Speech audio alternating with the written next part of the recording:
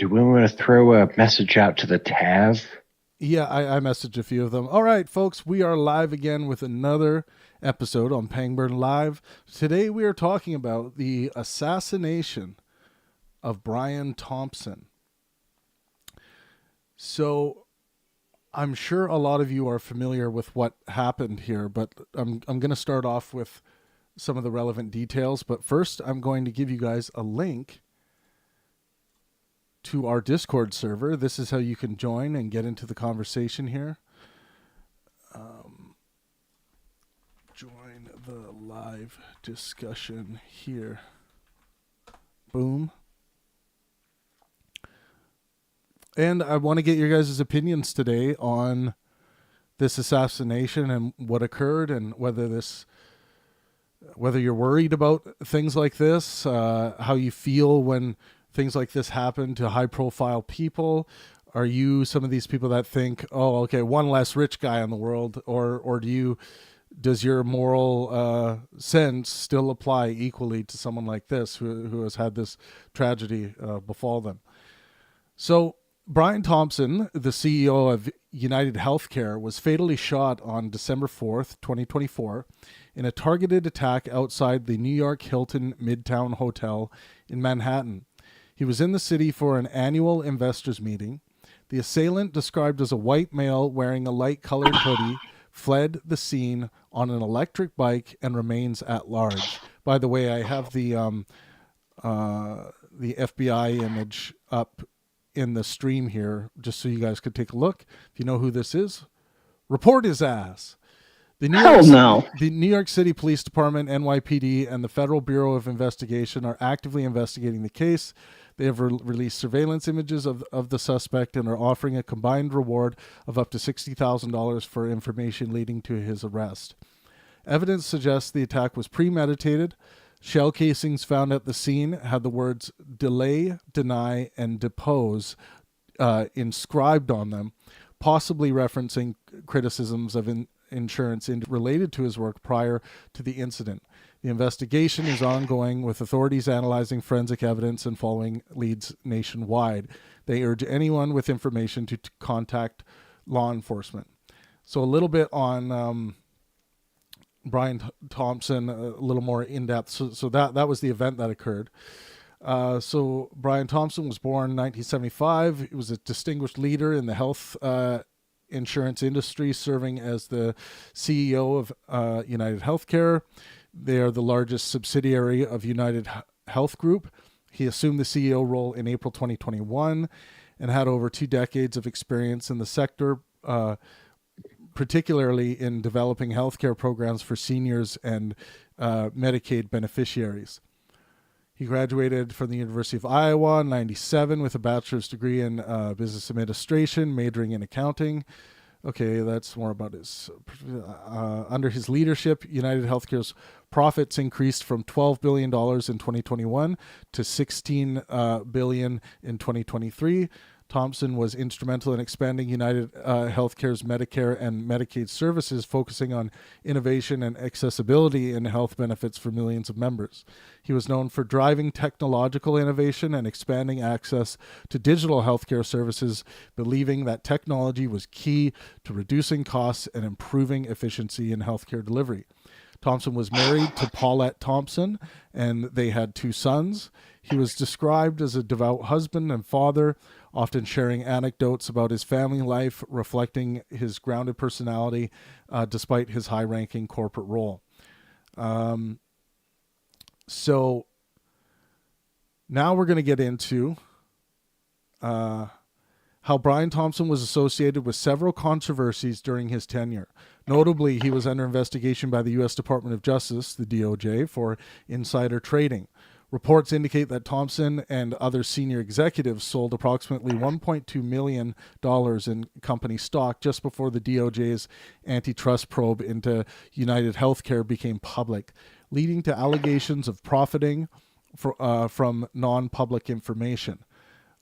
So these are allegations at this point. Under Thompson's leadership, United Healthcare faced criticism for its claims handling practices, investigations revealed a significant increase in prior authorization denials for Medicare Advantage plans, with the denial rate raising from 8% in 2019 to 22.7% in 2022. So that's a pretty significant increase in 3 years' time. 8% to 22.7% denial rate for Medicare Advantage plans, surpassing the industry averages. Additionally, the company was accused of employing artificial intelligence to automate claim denials, which allegedly led to patients being denied necessary medical care. A class action lawsuit filed in November 2023 claimed that United Healthcare used an AI model with a 90% error rate to deny coverage to elderly patients on Medicare Advantage plans. These issues contributed to public dissatisfaction in United Healthcare's practice during Thompson's leadership. So a few more. That basically summarizes. I have some more details on the three allegations. So there have been investigations, no findings yet, just allegations at this point for the insider trading, the use of artificial intelligence in claim denials, but the increased claim denial stat is correct. So we have a lot of things to consider and look at here today. Trigina says prayers for the family. I don't send out prayers, being the atheist heathen that I am, but I do feel very, very sorry for the tragedy that befell the family and for Mr. Brian Thompson as well. I think it's a disgusting act that happened. And I also think there's been I've seen a lot of disgusting comments and reactions on the internet making light of this murder. And people are going to use all kinds of bogus calculus, in my opinion, of this guy was worth so much money. It's like fucking one less rich guy out there.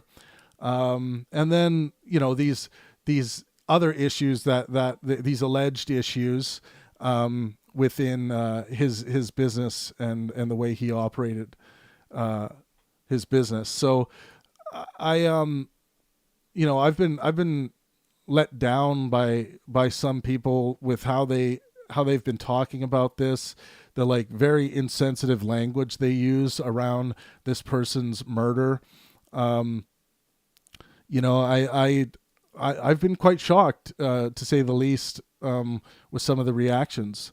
And I want to open it up to the room. What does everyone else feel about this assassination that occurred, and does it mean anything? Oh, one thing I will say is that, like, I not to toot my own horn, but I felt like, and I still feel that there's this boiling over in the United States in general with regards to the polarization of different groups versus other groups, and people feeling like, okay, we can't be nice anymore. It's time to get mean. It's time to get violent. And I just see that rhetoric. I notice it in atheist Facebook groups.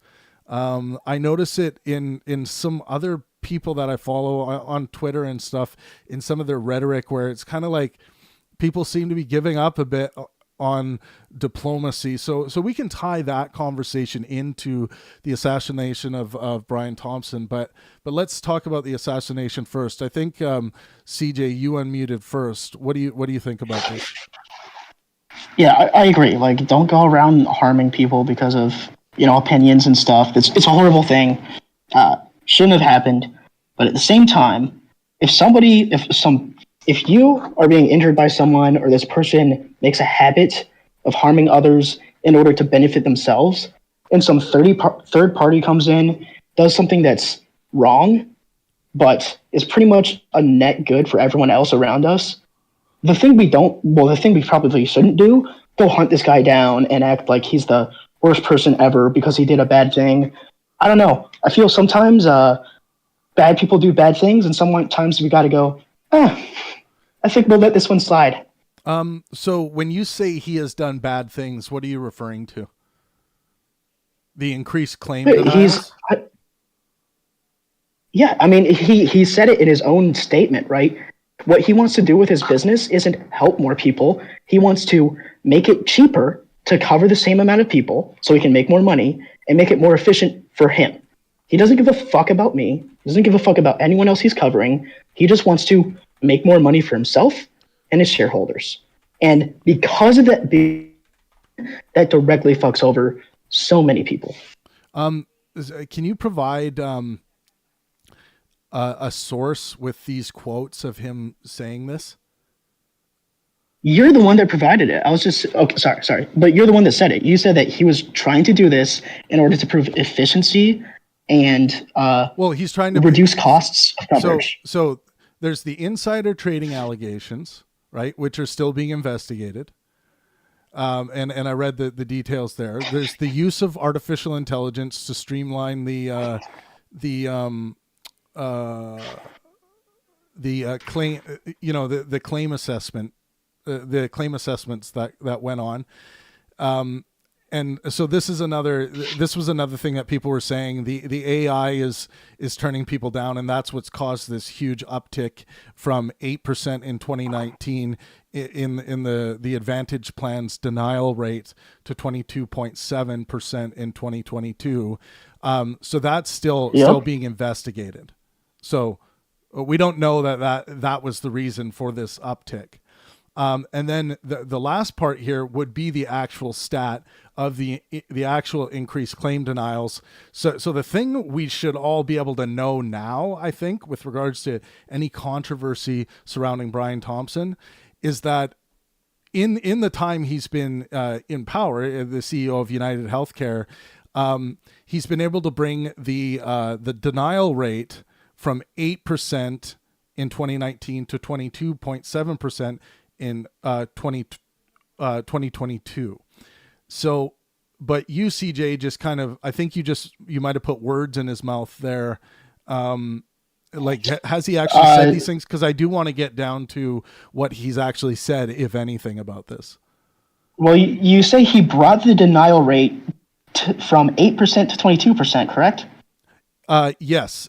So it's jumped to that. That's a bad thing. That's a bad thing, correct? Well, it depends. Some of those denials, right? Like it could be the case that some of those denials, and I don't know how much, and that's what we can investigate further today, were denied for the right reasons, right? It's not just sometimes better practices lead to you realizing that there is a misuse of the system or people are getting away with stuff. So we shouldn't automatically look at that number and say, oh, that drastic difference is all bad. No, yeah, I agree. It could be that 3 times as many people were putting in bullshit claims. Is that reasonable? I don't think that's necessarily reasonable, especially when he's on record from one of the statements that you accredited him of saying that he wants to reduce costs for coverage. I haven't quoted him once, CJ. Well, it was something that you were reading. Maybe it was a paraphrase of what he said. But the reason I'm bringing that up is because you said it. I don't know exactly what you were reading when you said it. Yeah. CJ, if you know the quote, can you read the quote that he said? Yeah, to paraphrase, his goal in being the CEO there was to reduce the cost of coverage and make it more efficient for the company. Yep. So the big part is, so just to speak to what CJ is getting at here, I'm going to outline the arguments supporting increased claim denials and the arguments against increased claim denials. Some of these might seem obvious, but once I do that, we'll open the room for a more general discussion here.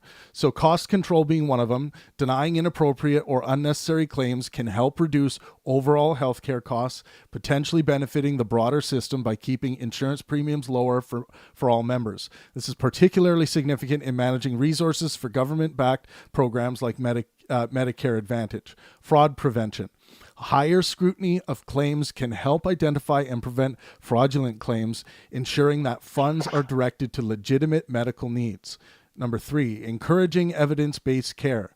Insurers often deny claims for treatments deemed ineffective or not evidence-based, which can encourage healthcare providers to focus on proven therapies. Sometimes this will happen in Canada, for example, with acupuncture. Sustainability. By limiting payouts to unnecessary or overly expensive claims, insurers can maintain financial stability, which is vital for long-term service provisions. So these are probably a lot of things that he would argue for if he was still alive, for the reasons for why it's important to be responsible with this, the claim denials versus claim acceptance balance. So here are the arguments against claim denials, which some of it CJ was getting to. So access to care. Denials can create barriers to necessary medical treatments, leaving patients without care or forcing them to pay out of pocket. Vulnerable populations such as elderly or low-income patients may be disproportionately affected. One of the reasons for this is like they might not understand or just like have the capacity or energy to keep going back and forth with like why part of their claim might have been phrased incorrectly and they're being denied, and just that whole process can be heavy, right? So patient harm. If claims for legitimate medical needs are denied, patients might experience worsened health outcomes due to delayed or foregone treatments. Administrative burden. Denials often lead to appeals, creating additional stress and paperwork for patients and healthcare providers, which can delay treatment further. Ethical concerns. The use of AI, if it was used in processing claims, raises questions about fairness and accountability, especially if errors lead to unjust details. So again, a reminder about that this is an allegation at this point that is being investigated. So public trust. An increase in claim denials can erode trust in insurance companies, particularly if the denials appear to prioritize profits over patients. And that one's a big one because in the United States, it seems as though in order to have adequate health care, you need some level of insurance, which sucks. I wish it wasn't that way for all of you guys. So we are going to open the room, but I want to encourage everyone on YouTube. There's 170 of you in the room right now. I want you guys to join us on Discord. We have open discussions like this all the time. So hit that Discord link I just gave you guys, or you can just Google search Pangburn Universe Discord, and you can jump in the open discussion. And please, please, please take 1 second to smash that like button. I really appreciate it. So we read a lot of information there. I'm going to post it for you guys. Someone mentioned this last time. It really helps if I post the information, but yeah. I'll give you guys the arguments supporting and against here on Discord, so you guys have it there. Okay, Bucky, if you feel free to respond. Yeah, so basically your first argument there was about like if we deny more people, if we deny more frivolous claims or whatever, the cost on the company goes down, right? And if the cost on the company goes down, theoretically, they'll start charging their members less, correct? So everyone pays a little less because less people are getting more bullshit, right? But what is the goal of a publicly traded company? What is its job? What is its mission? I think it would depend on the company, right? But what is the mission of a publicly traded company? The purpose of all companies is to make profit. Yes, it is to make money for its shareholders. Yeah, and guess what's a publicly traded company? Public healthcare, or sorry, not public healthcare. Whatever the name of the company that CEO was running, I forgot what it's called. If a company is spending, or if a company is getting $1,000 a month from its members and spending $800 a month, and then next month they find a way to spend $100 less, yeah, are they more likely to give that money back to their members, charge them less, and keep their old profit margins, or are they going to keep the money and keep lining their fucking pockets? Well, the argument here is like if you go to the pro side of this argument, the argument here is that it will leave. Let's see. Let's go to the one that can help overall health, potentially benefiting the.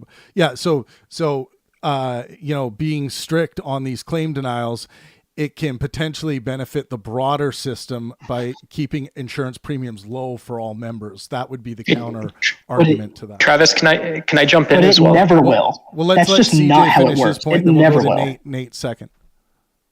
Well, Yeah, and Nate, you can jump in right too. Yeah, I mean, No, if I am running a publicly traded company and I can keep my members on at $100 a month, but I find a way to get them on for $90 a month, and I choose to just start charging them $90 a month and make my shareholders less money, I'm a bad person because I am making my shareholders less money. I'm a bad person in that I'm making them less money. The right thing to do morally.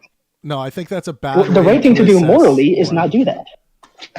I don't think you should. Sorry, I didn't mean to say morally, but like I'm a bad money maker if I start charging my members less when they're happily paying $100. Now, would you agree that Brian Thompson seemed to be a decently good money maker based on Travis? Can I jump in on that last point? Just wait, Nate. I told you I was going to get you in. I'm just finishing with CJ here, and then we'll get you in. Yeah, he seemed to be decent at making money. Yeah. So he was so by the shareholder standards, Brian was doing a pretty damn good job. And again, we need to figure out why these denials were happening at a bigger rate. Was there an increased bureaucracy that helped? We don't, and I'll tell you why we don't. No, we don't. The reason we don't need to know is because it shouldn't be in a publicly traded company, because the goal of a publicly traded company is to make its shareholders money. If it can get away with making its shareholders money by fucking over people's health, it will. Well, that's the issue. We're talking about we should not be having system right now. We're not talking about changing the system. We're talking about Brian's job within the system at this very moment. Yes, and he was working in a bad system that needs to be changed and should not be allowed. Okay, it's unethical and immoral. Everyone, hold on a sec here. What we are first discussing is Brian within the system. We will open the discussion. I want to stay focused here. We will open the discussion as to whether or not the system itself is evil. Oh yeah. We will get to that. I promise you guys. I promise you guys. No, Brian did a really good job at giving its shareholders money. Yes, he probably did a really good job at getting his shareholders money by fucking people over. So it's Nate's turn. Nate's turn next. Nate, the floor is yours. Okay, so I just wanted to weigh in and say, let's say I want to accept, CJ's argument about for-profit companies. One of the main things to consider is how the insurance industry has always worked, and truthfully, it doesn't matter if you believe it or if you don't believe this. You can attempt to see how it's both believable and factual.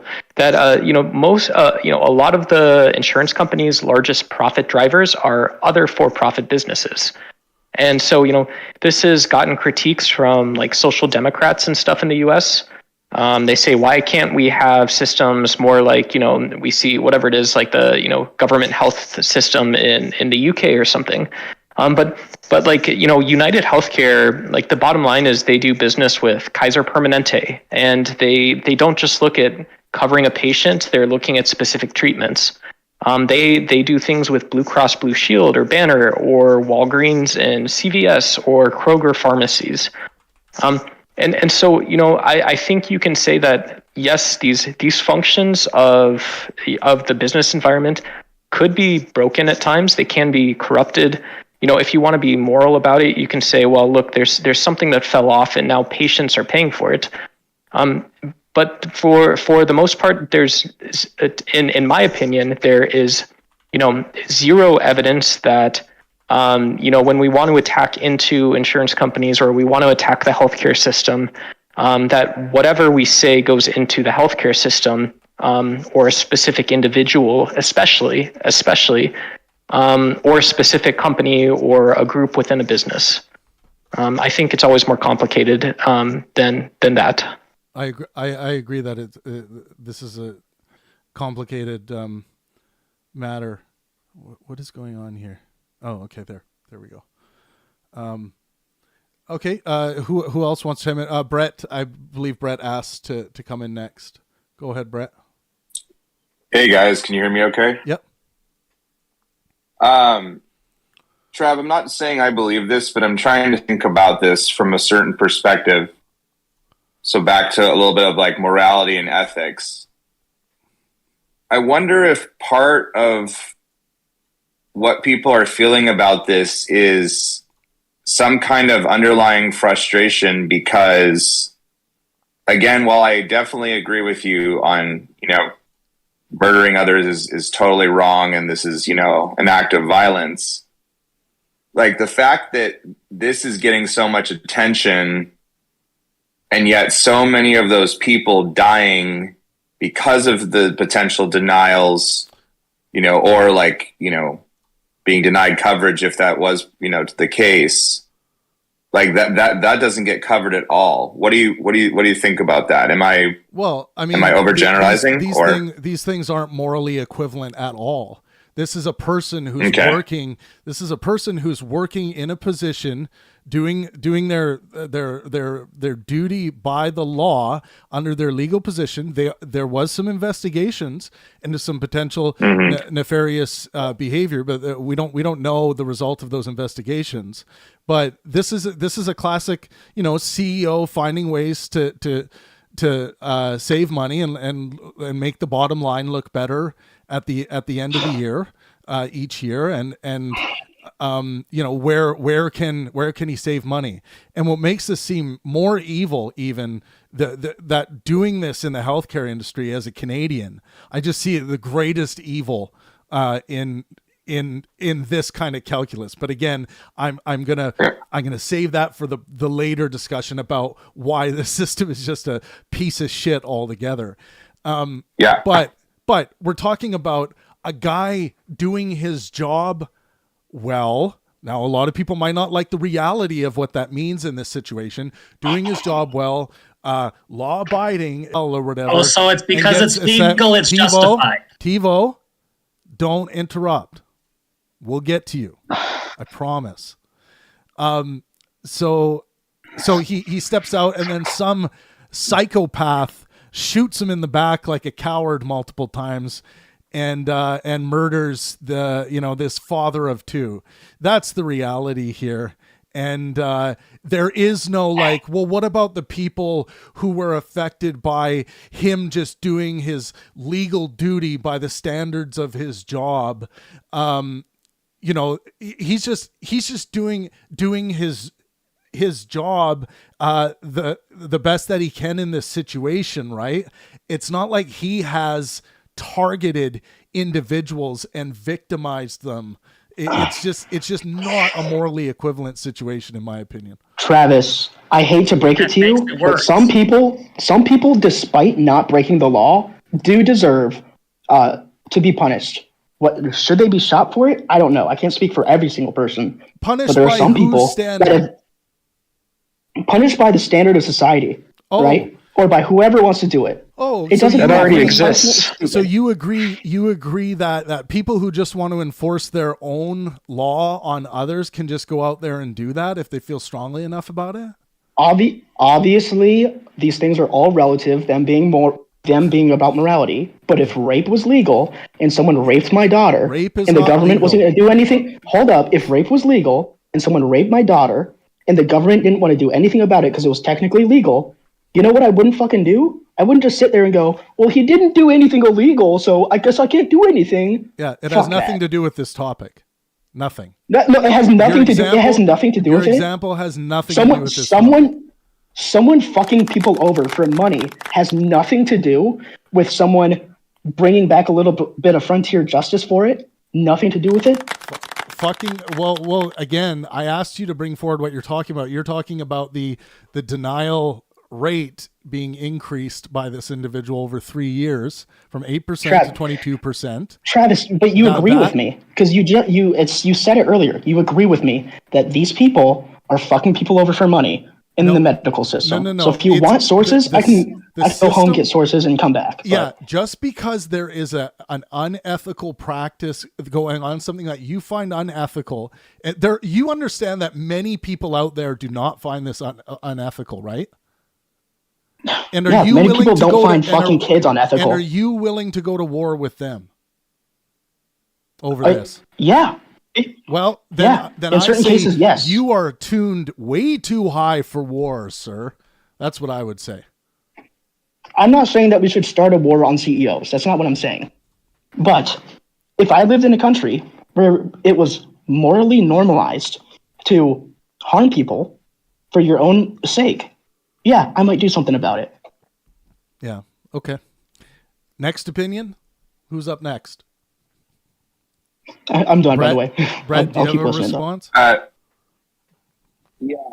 Jay, after listening to that back and forth, I have to agree with Trav. What was Nietzsche's quote about monsters? Don't look into the abyss too long before you become the monster. And that really, we have to make it so that the voting system within a given democratic country is not for sale, and where the candidates that are actually voted in are not sold to, corporate interests and whatnot. But like Travis alluded to, this is part of the reality of the system we live in, and violence in any society, like, people romanticize it, but it doesn't often turn out for the better, because cyclical aggression towards others, and so then it just becomes a generational thing. We really have to slow down this thing of wanting to hurt one another, because if we don't actually work towards a consciousness that does do for the greater good, and we focus the energy on the negative, we will get more of a negative result. I'll stop there, though, because I don't want to go over too many tangents. All right, thanks. By the way, Trav, thanks. I love you. Yeah, no, we're all sharing our opinions here. TiVo, you seem like you have a lot to say about this. Go ahead. I just have a question. Why should I care about this guy's life? Why should I care? Why should anyone care about any? He didn't care being? about the thousands of people he helped kill. How do you know that? There's hundreds of people that get shot every day that we don't hear about. There's so what? Tens of thousands of dead children in Gaza that apparently that's okay. So why should I care about this guy's death? Who says that's okay? Who says the dead kids in Gaza is okay? And also another question. Regarding those other people you said that die, those are tragedies too, just like this one. Are they not? No, we don't. They're not tragedies. We don't mourn. We don't mourn when the bad guy dies. No, it's not. We don't mourn when the villain is killed. Okay. We don't mourn when a Nazi gets punched.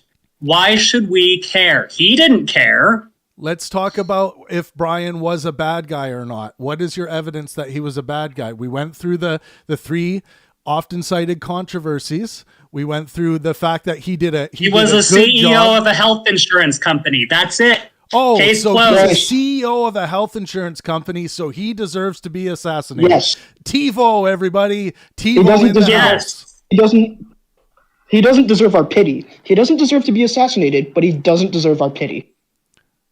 Yeah, that right there. Oh, so TiVo, that's just totally wrong. So that is, I don't understand. I don't understand how someone can utter those words. I don't understand how this person could have been an actual intentional serial murderer.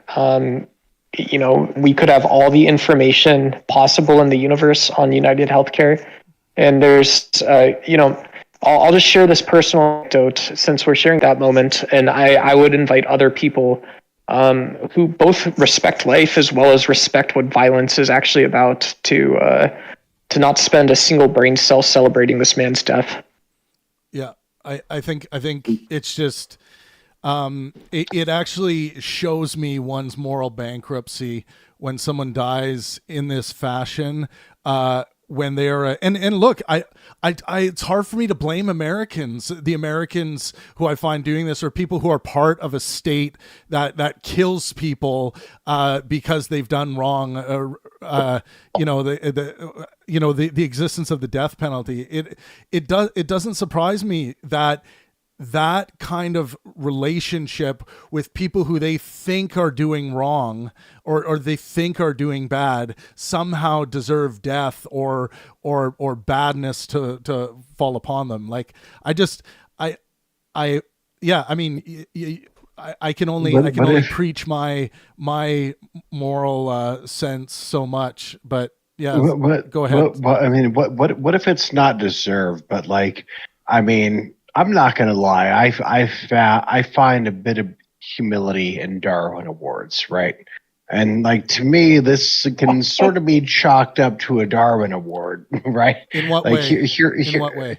Here's a dude who makes a system that denies people coverage that is invariably leading to deaths, right? When you're prioritizing profits over healthcare, and I know Travis, the American healthcare system is not like the Canadian healthcare system. I know that, but like Scott, we have like situations here where healthcare deniers, like when my dad was going through cancer, and the health insurers were like refusing coverage and refusing these kind of things. It's like, oh no, they're doing this for the specific purpose of making money, right? As opposed to like, what is the best course of action for this person's healthcare?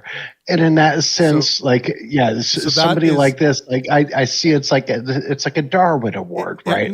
But that's not fair. This is a system that this person has worked themselves up in and has done the best job that they can as the CEO, just like any of us do, working to support our families. He's worked his way up. Yeah. He's a CEO. He's making way more than he needs to support his family. He performed amazingly in his job. Yeah. Right? And within a system that you guys think is immoral or bad, some of you do, the system is not his fault. He did not start the program of it is. Of applying scrutiny to a level at which more people are going to be denied through his system that started in 2019 through to 2022 by a huge margin.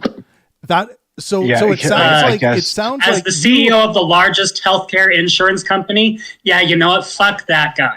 Okay, yeah, that's just another pronouncement. Like I'm not going down that road, TiVo, but like it's sort of this notion, right, Travis? Like if you work for a company and that you know that this company is doing things incorrectly and they're causing harm, but you in your own sense, you say, okay, you know what I'm going to do? I'm going to ignore this bad behavior and I'm going to just push so I can make more money because that's going to benefit me and my family, right? Like at some point, like when the Death Star gets blown up, you can't be like too sad for the contractors working on the construction of the Death Star because they knew they were going into fucking business with Senator Palpatine. Well, Scott, you know very well that there are tons of Christians and Islamists out there that if I was to be assassinated at one of my live events, in the same way that person was assassinated, they would say fucking Darwin Award, fuck around and find out, the same way you are saying it right now. No, the reason why I'm saying is different, right? So I have different reasoning. Yeah, because Scott, systems are made and administered by the only people. difference is you just think differently about this guy in his position. I'm talking about from the Christians and the other people who say that, let's say that they don't like me and think that I've been walking on a fine line criticizing Islam for all these years, and then I get shot in the back or beheaded. they would think that fuck around and find out Darwin Award applies to me as well. So I find it to be an immoral position that only applies to your own individual justification, when I think we should go for moral standards that are more generally applicable, in that if someone dies who I think is full of deplorable ideas and they work in an industry that I find deplorable, it's still a bad, sad thing that they die. Correct. And we don't have to go around promoting this idea that like it's funny at all that they died, or that it's a good thing at all that they died, while the system still sits as it is. It does nothing but promote moral deplorability in my mind. Systems are created and administered by people. You cannot separate them from the systems that they climb up and the systems that they administer and the systems that they play. Yes, you they can. I guess if you are applying your own, if you are looking at a human being, one sec, Scott. If you are looking at a human being, TiVo, as just a piece of the system, as opposed to a human being in and of themselves, and judging them morally in that way, you are morally bankrupt. No, that is my point. Systems are created and administered and perpetuated by people, and they are responsible for the systems they administer, the systems they perpetuate, the systems that they put on everyone else. So the nurse who works for this healthcare system as an advisor, the same nurse who works on the line. Midpoint and top are not the same. Listen, that's Travis. It's not. No, that is not even supposed to be. Hold up. Then where do you draw the line? At the CEO? Yeah, Travis. This isn't like some guy that ended up getting a random job. This is a guy that started working in healthcare for profit, right? And then he slowly climbed the ladder up to the top of the people employed in that system, and then he kept running it the way he was running it.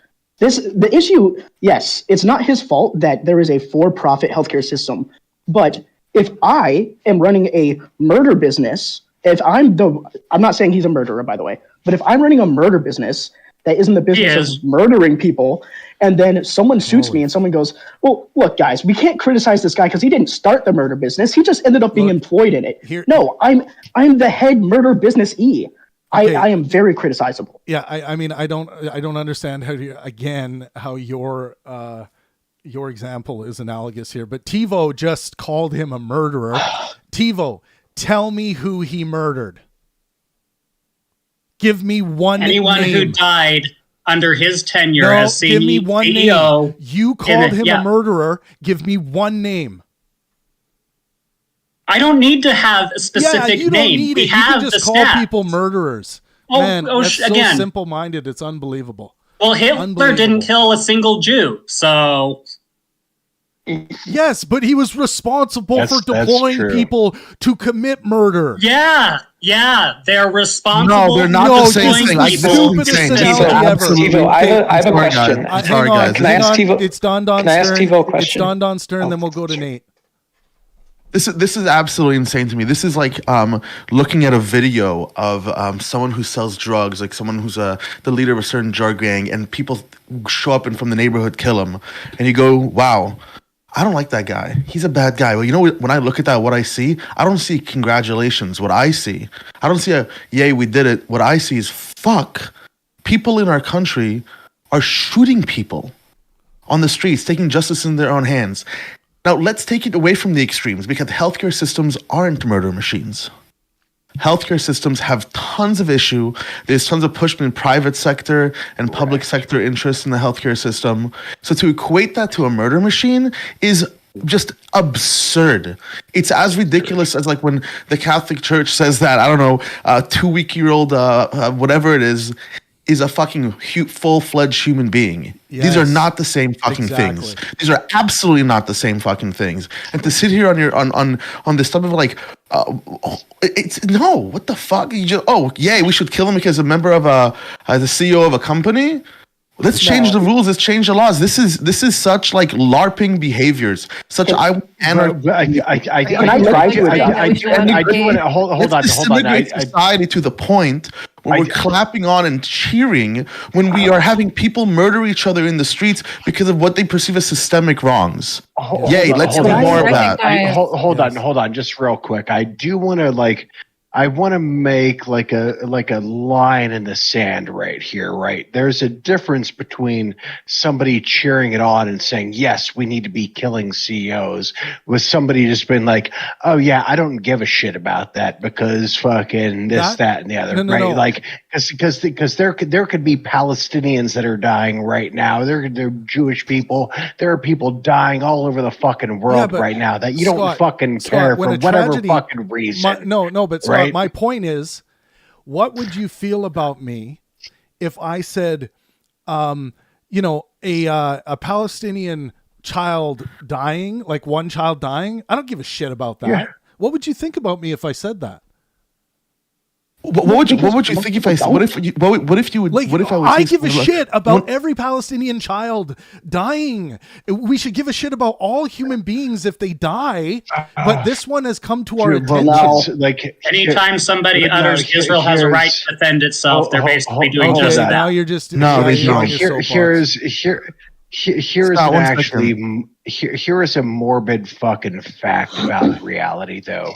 One death is a fucking tragedy. 1 million is a statistic, right? And this is like perfectly the case, right? Because hold on, Travis, because you're saying like, think about one Palestinian dying. Of course you feel about that.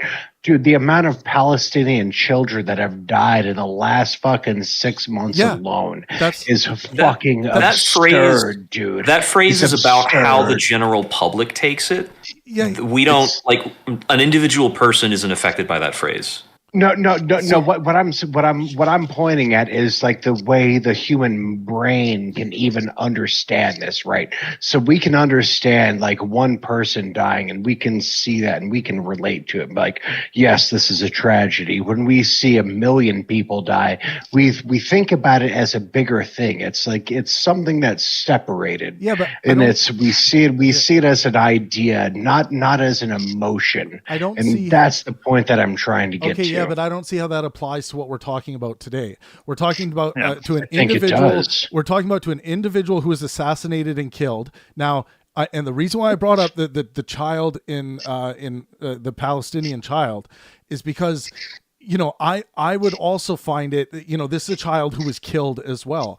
When we're talking about how we ought to talk about people who have had tragedy befall them, what I'm seeing is this culture of acceptance and a lot amongst my secular friends who think that like talking with no sensitivity, no conscientiousness at all, thinking about the impact of this person being murdered in this way and what it has for their family and their community that cares about them. When you say, oh, this guy died, it's like, I don't give a fuck about that. That is as disgusting as me saying I don't give a fuck about the Palestinian kid. We have to treat each other equal at that level. Yes, but we're not treating each other equal at that level, right? Because you just said like we think about this guy who died and his family and his kids, and that has an emotional impact on you. There is no possible way for the human mind to think about 30,000 people dying and all their kids and everybody else dying. I'm not saying you're missing my point. You're missing my fucking point. I might be missing your point, but Travis isn't talking. God, I know I'm not saying Travis is talking about that. I'm saying the human mind is not prepared to deal with the like you can't understand it on the same way. Like, right, if I see somebody killed, like a child in front of me, that's going to have a certain amount of emotional impact. And if I see 10,000 children killed in front of me, what kind of emotional impact happens? It is not the fucking same. You're right. But Scott, everyone's arguing that those two things are the same. And if you're saying no one's mind, but we are. No, we're not. That's not the argument. I feel The like argument is that when you talk defending- about it, when you speak about it.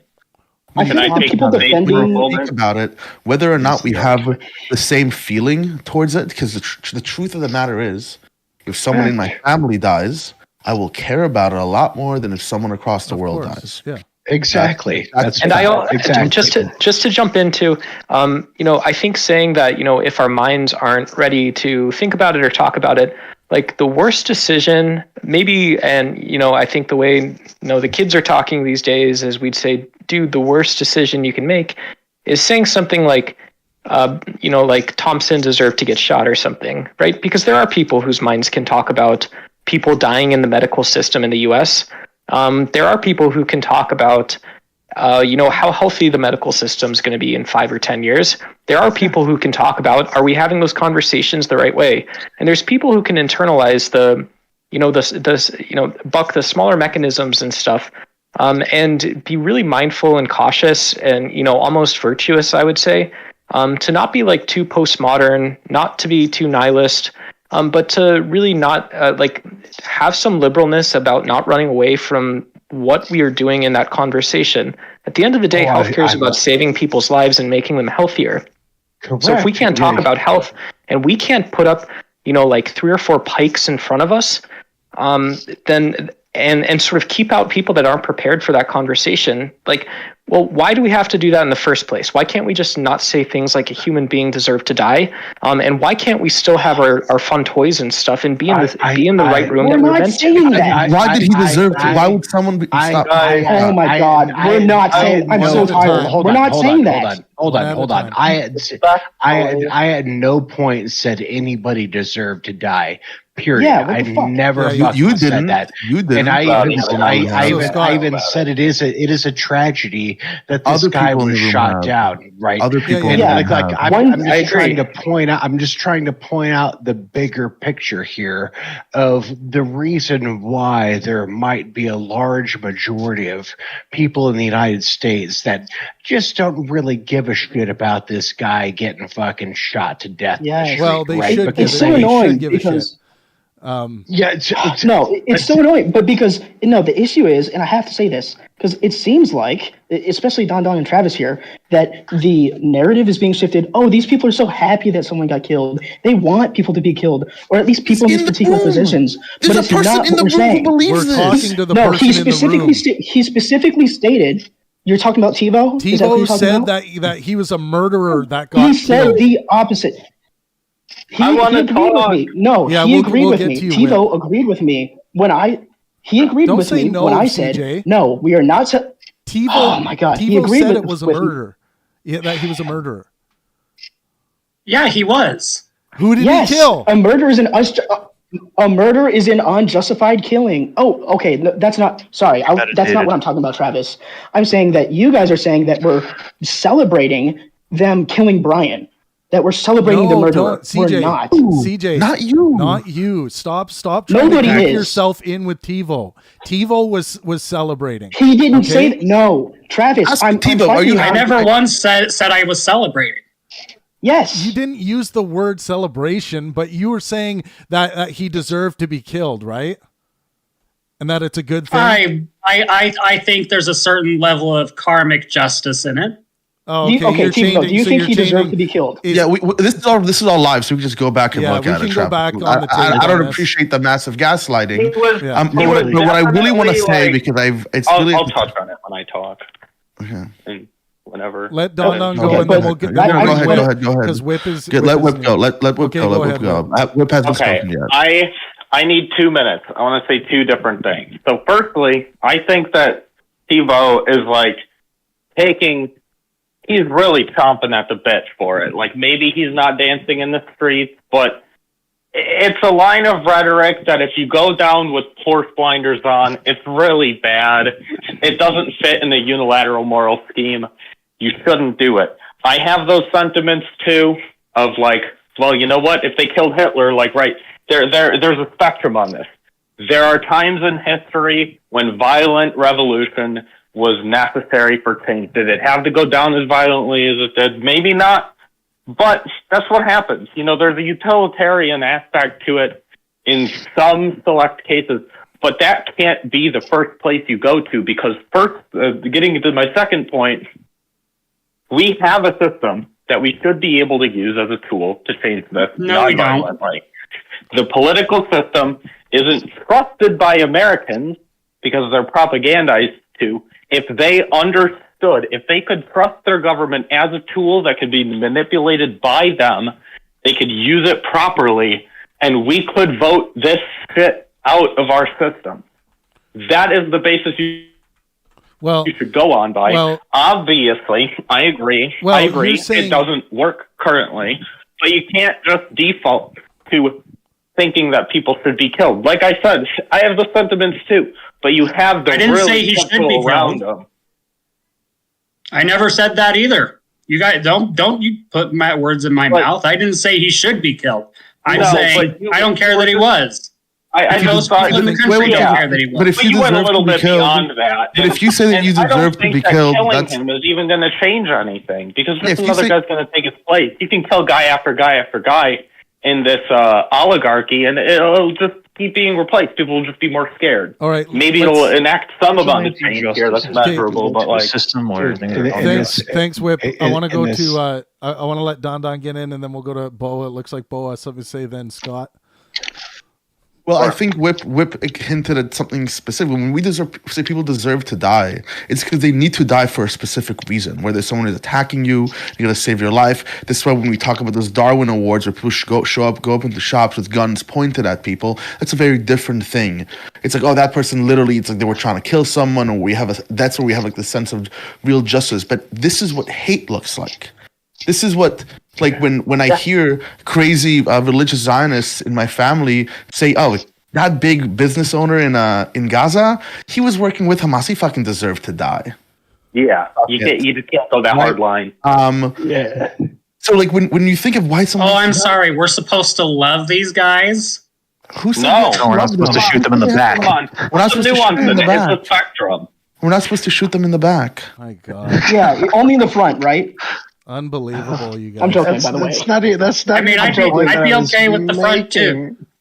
Yeah, so TiVo, you're completely okay and fine with this murder. I am completely fine and okay with this, and so is most of the country. And Let's see if TiVo will give the goods on this. Where's your evidence that most of the country's okay with this, TiVo? Do you have anything? I think it's pretty obvious. TiVo, you better come up with There's a lot of reactionaries in the U.S., and you are apparently falling victim to some reactionary sentiment. Yes. I can't quantify obvious. I mean, Can you quantify that for me, please? TiVo, it's such a ridiculous premise for you to say that so many people don't really give a shit about this guy because you don't have a peer-reviewed source, despite I'm listening to NPR on the radio, and even NPR doesn't give a shit about this guy. Like, so many people I see everywhere, online, in person, nobody gives a shit about this guy. It's not that they're saying that he should have died. And I think that all the people calling for violence, obviously, I discredit that. Not great. But Travis, for you to say, oh, I don't know if really everyone's okay with this. I mean, the reason why this is a big issue is because so many people. When should it ever matter if the greater population gives a shit about an individual if they're murdered? What are you talking about? Travis, I'm answering your question. Your question is, how do we know that, everyone is okay with this? Because he made an I'm not saying that it's okay claim. that everyone's okay with it. Because he made Just have a survey. A survey is more than enough. A survey is more than enough. Travis, we don't have empirical... Travis, it was 3 days ago. We don't have empirical evidence on anything then don't about make opinions the claim on this. about you want the to find a greater poll? population and how they feel about it. Make your own damn claim that you can Well, substantiate. you can look at Twitter Oh my God. and see how many Travis, people no, like this is violent crazy. Rhetoric on it. Well, This is crazy. If you wanted to poll everyone in the U.S.'s opinion on something that happened yesterday, how the hell would you do that? Then you don't Come on, make the claim. Make the claim. don't make the claim. God. Then Is that don't. so Don't hard begin to with. understand? Okay, so as a result, you're never allowed to ever make any claims about what people feel about what happened yesterday. No. Okay, one That's called second. making shit up. Everyone, Fuck's sake. yeah. So Okay, so here, let me show you the difference between saying what I think people think and then saying what people think. Ready? Everybody in this room loves men and wants to sleep with men. versus I believe, because of my experience, that everybody in this room wants to sleep with men. Okay, that's a fair point. Two vastly different claims. These are two vastly different claims. Yeah. Okay, so when you're going to say, oh, everybody's okay, the majority of people in the US are okay with it, how do you know? Yeah. Okay. Well, you know, in my echo chamber and stuff, everyone that I interact with kind of is okay with this. Sure. There we go. You did it. Congratulations. You actually talked about yourself as opposed to made up shit. Okay, sure. Let me amend my claim. I believe that most people in the U.S. really don't care that this guy died, and I'm sure most of the people in this room probably believe that too. So you believe now what is informing your belief that most people don't care about about him being murdered? Because of all the people that I've talked to personally, most of them don't care. NPR, when I've been listening to it this morning, they don't seem to care. It seems like they kind of think it's funny. And how is that representative? That NPR doesn't care. And how is that representative of everyone? Travis, it's my opinion, bro. So. But we could extrapolate this why to say like it? not just. Then why was it brought up? Oh my God. Then why was it brought up? Why was the appeal to popularity brought up? If it's just the way, if it's not, if you don't actually believe the appeal to popularity. No, I do agree with you. So you can do the bob and weave and try to dodge these hooks, but they're landing. Okay.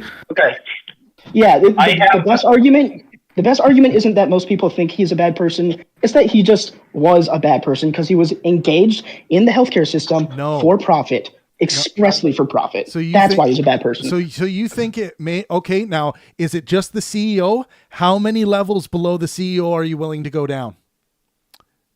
I'm not sure exactly how many levels below the CEO. I'm sure the board of directors is... Okay, let me answer the question. Let me answer the question. The board of directors is probably just as culpable as the CEO, as well as all the other executives. Well, hang on. Why? Though, because you have to... You can't just go down a couple rungs. No. Okay to you. Oh, this is just. Scribble is right. Let me answer. Scribble is right. Scribble is right. I'll tell you. I just want to you can answer, but people said no. I just want to defend why I think he's right. To people who said no. I know he's right. I'll say why not you. I know you get it. That's why it's for everyone else who said no in the background. Okay. Mm-hmm. The reason why he's right is because when you hold someone accountable, you have to know why it is that you're holding them accountable and what distinguishes their behavior from other people that you don't hold accountable. And if you don't know that, then you need to make better moral judgments because you are simply making uninformed moral judgments if you don't have those answers. I don't think we need to make informed moral judgments on people who make uninformed moral judgments on the rest of us all the time. No, I'm sure that's wrong. Very nice personal attack. Let's go. Let's go, Scott. You guys, Scott, hang on, Scott. That is something that has to be demonstrated. No, CJ was going to answer the question. CJ was going to answer the question. Scott. Okay. Yeah. First off, TiVo, you're wrong. He was not uninformed. Oh, yes. Sorry. Yeah, sure. He wasn't uninformed. He was informed, and that's part of the reason why bad in this. Okay, now the reason I wasn't saying why is because I was listing all the people that would be responsible first. So CEO, board of directors, all the other executives. Did you say incorrect before I even gave my why? Are you serious? I didn't say incorrect. I said why. You have to explain why. Oh my God. Would you let me get to the damn point? Yeah, sorry. No, that's on me.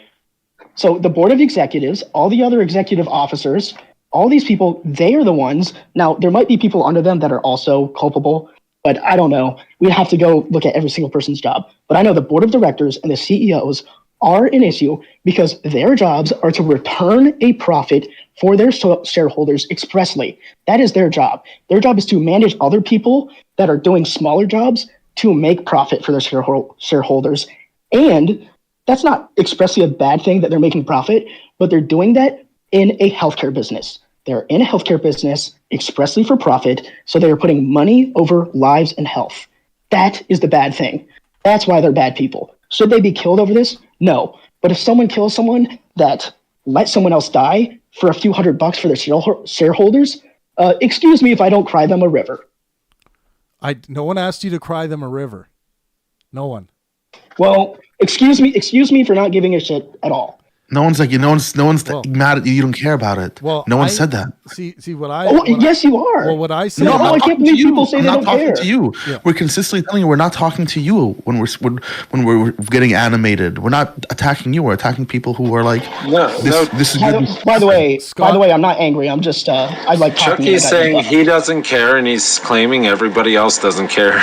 That's what he's saying. So now Scott's gonna go, and then Whip. Scott, then Whip, and Brett. My point is pretty much neutral. Like, I mean, how many people care about Shinzo Abe? Who's that? He wasn't a bad guy. Oh, he was the prime minister. He was the prime minister of Japan. Prime minister of Japan who was killed 2 years ago. Yeah, nobody even fucking knows exactly. No, but the point. Yeah, but Scott. That's not the point. The point is, you've now let me know that this person was assassinated. Why were they assassinated? Yeah. Was it an act of war? Was it a necessary assassination? I believe in necessary assassinations when we're talking when it comes to war times. Shinzo Abe was just like fucking some crazy. Just not class warfare.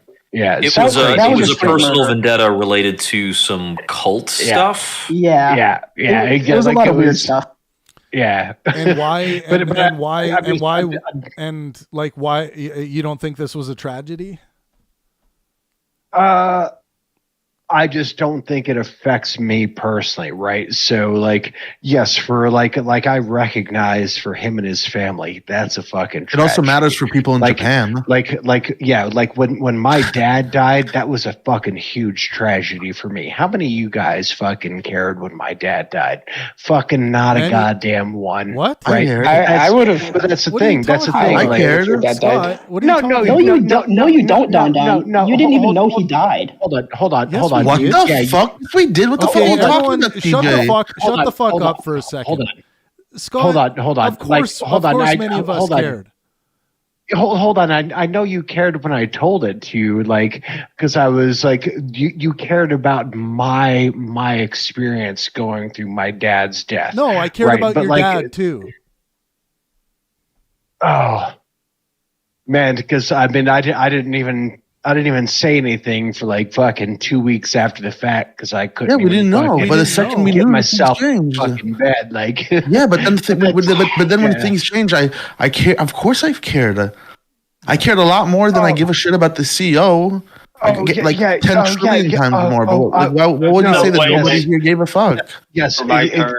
Hold on. Like, let me try to reformulate what I'm saying. Like, I'm not saying you guys didn't care about my personal feelings and what I was going through, right? Like, and that was a result of my dad's death. Right, and I can respect like yes, Brian Thompson's family. Dude, this has got to be fucking horrible for his wife and kids, and all that kind of stuff. But at the same time, it just doesn't affect me the same way, right? Like I guess that's why I brought up earlier, like the idea of the Darwin Awards, right? So like one of the first Darwin Awards is this guy who attached a rocket to his car, launched it, shot himself like 1,000 feet in the air, and he came crashing. Flat earther. Yeah, and it's like of course that's tragic for his family, but like, Scott, we talked before though about like I know we're in agreement that we want people to have access to the type of healthcare that if they're ready to go, then they should have that right, correct? 100%, yes. Okay, so to me, it is sad to hear when anybody does not get that opportunity. And depending on how they've lost their life, there are different degrees of like that makes me sad to hear.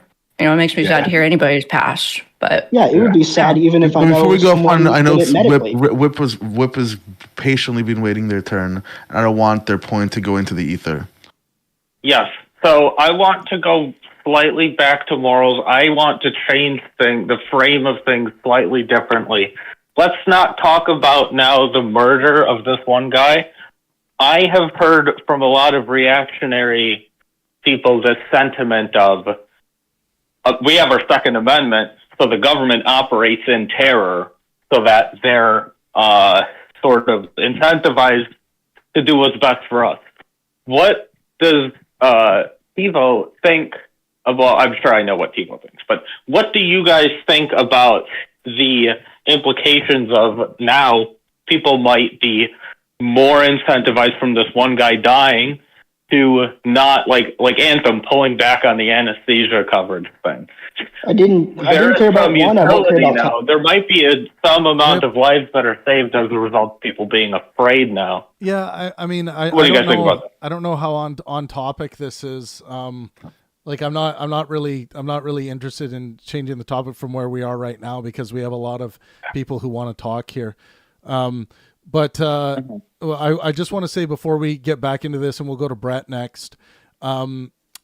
Everyone on YouTube, please take a second to smash that like button. We'd really appreciate it. It really helps out the stream. Thank you for joining us today. If you want to jump into the conversation and join our Discord server, here's the link. Sometimes our conversations get very passionate and animated and loud, but everyone here is tasked to engage in good faith, meaning that you bring sincere intentions to have a good conversation to the table and be helpful.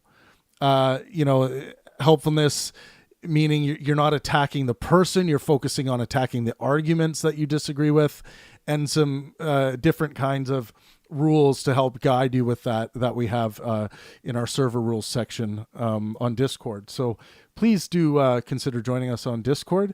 And everyone who's on Discord, make sure you have the YouTube stream open so that you can engage in the text chat, but make sure you just have it muted or else you'll get sound bleed from what's going on. But Brett, go ahead.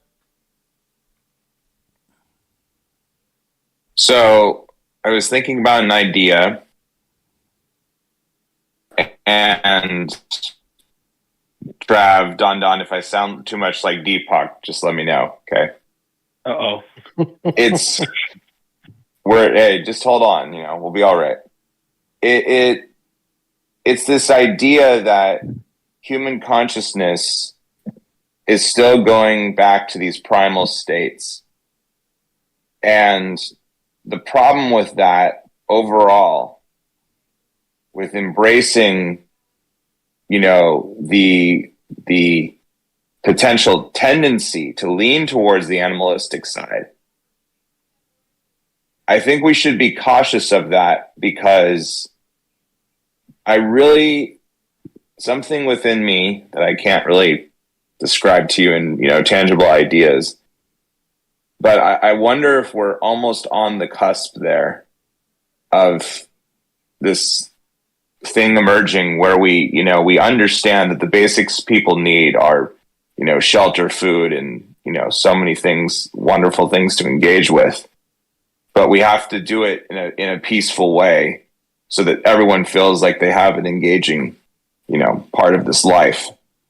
Materialism is going to stop, is not going to allow some of that because we're always fighting over resources that are not needs. It's a perpetual greed. And, it's easy to give in to cynicism, right? But it's much more challenging to continue that fundamental thought that love can conquer this or maybe not conquer it. It can tame. This is a really stupid analogy. It can tame the animal nature of all of us. So maybe we can love one another. It was a little bit Deepak-y, but I think I was picking up what you're putting down. Let me just try to put it in terms, and maybe that's how I think about it, and see if you agree with it. And that's what you meant, Brett. But the idea that now that people, and we have democratic norms, democratic countries, and ways and mechanisms to change things, that to go for the option of blood is the mistake that we're making, as opposed to trying to do it through, like what you said, cooperation or even love, right? And it's something as simple as the general populace caring more about being literate for a generation or so on all the healthcare policies. So when you go to, the rallies to people that are elected and whatnot, you let them know that, hey, like it's for the general, people, not creating a system that actually works for us, that's regenerative, and that really pushes our well-being to like where it could potentially go, instead of giving into so much profit that they're never called out for it. I'm not saying in this way, but like in some way there's a disconnect. So how do we bridge that gap? I'm not sure. I mean, do people in here know? Does anyone know about? Sorry, Brett. I had an idea, but I lost it. No, it's all good. I just really, I guess, let me go back to be tangible. I really feel that collective human consciousness, we really are we're almost there to seeing, oh wait, we live on this earth and we got to take care of it. Okay. Thanks, Brett. I really want to bring in New Age Guy. New Age Guy is new people. We always try to get their voices heard. We also have Phalanx. If you have something to say, feel free to unmute. Either of you, but if you're just here to listen, that's cool too. I do want to also talk about the problems of the system today as well, because many of you are United States citizens, and it's rare that I come across anyone from the U.S. who is happy with the healthcare system, whether it be how it applies to everyone, or how it affects them in their personal life, or whether it's consistent with their worldview.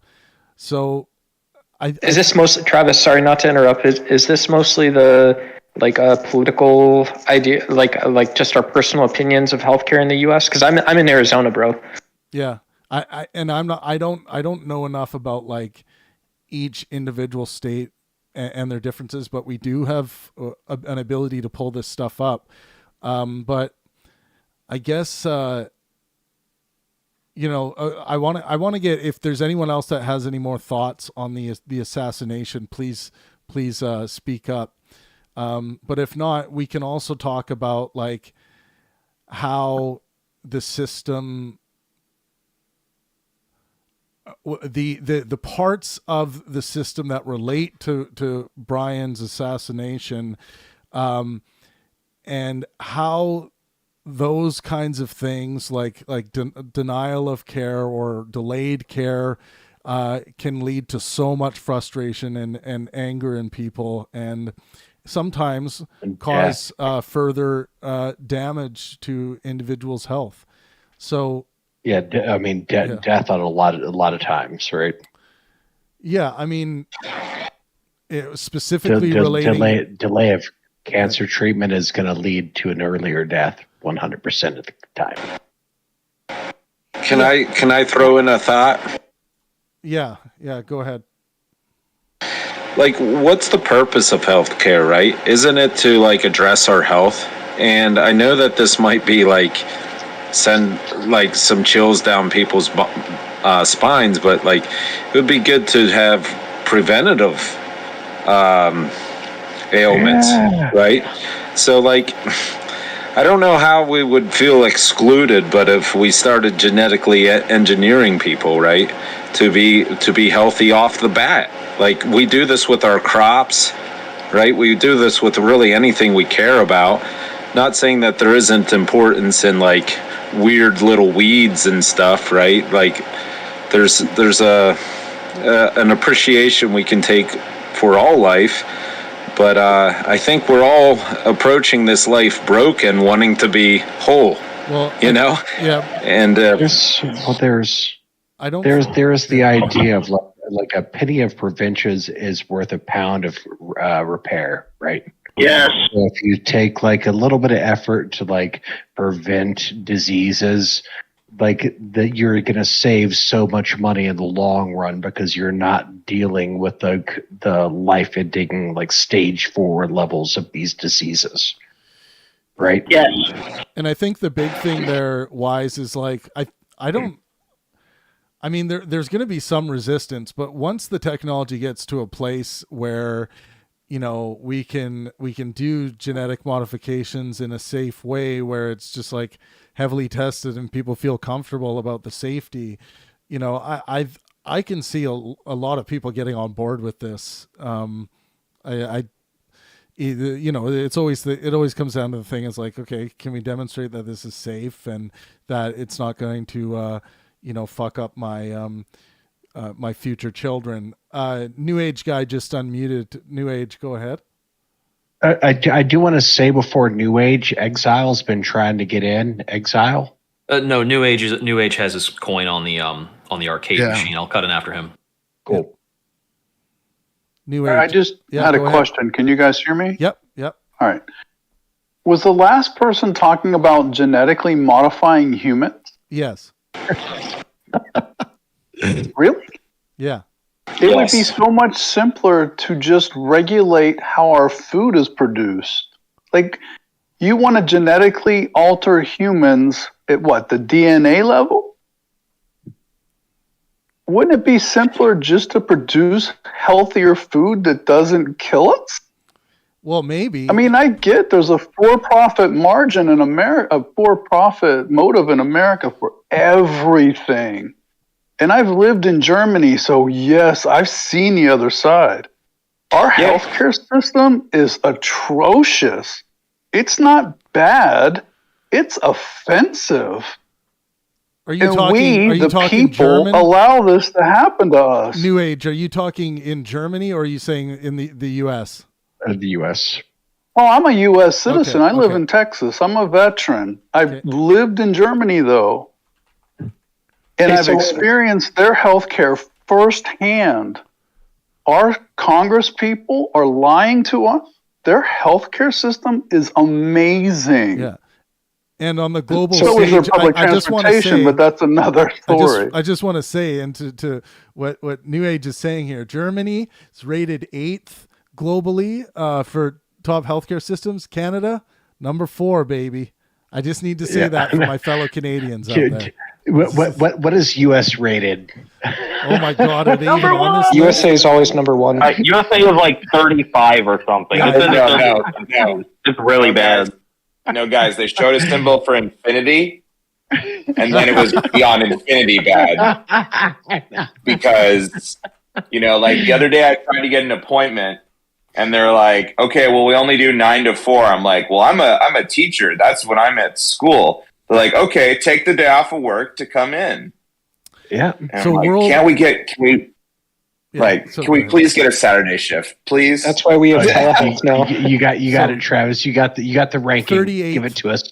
Yeah, 38th in the world. Jesus from what Christ. I'm looking at here. Oh my God. All right. And people always criticize Canada, like, oh, the wait times are too long. No, they're not.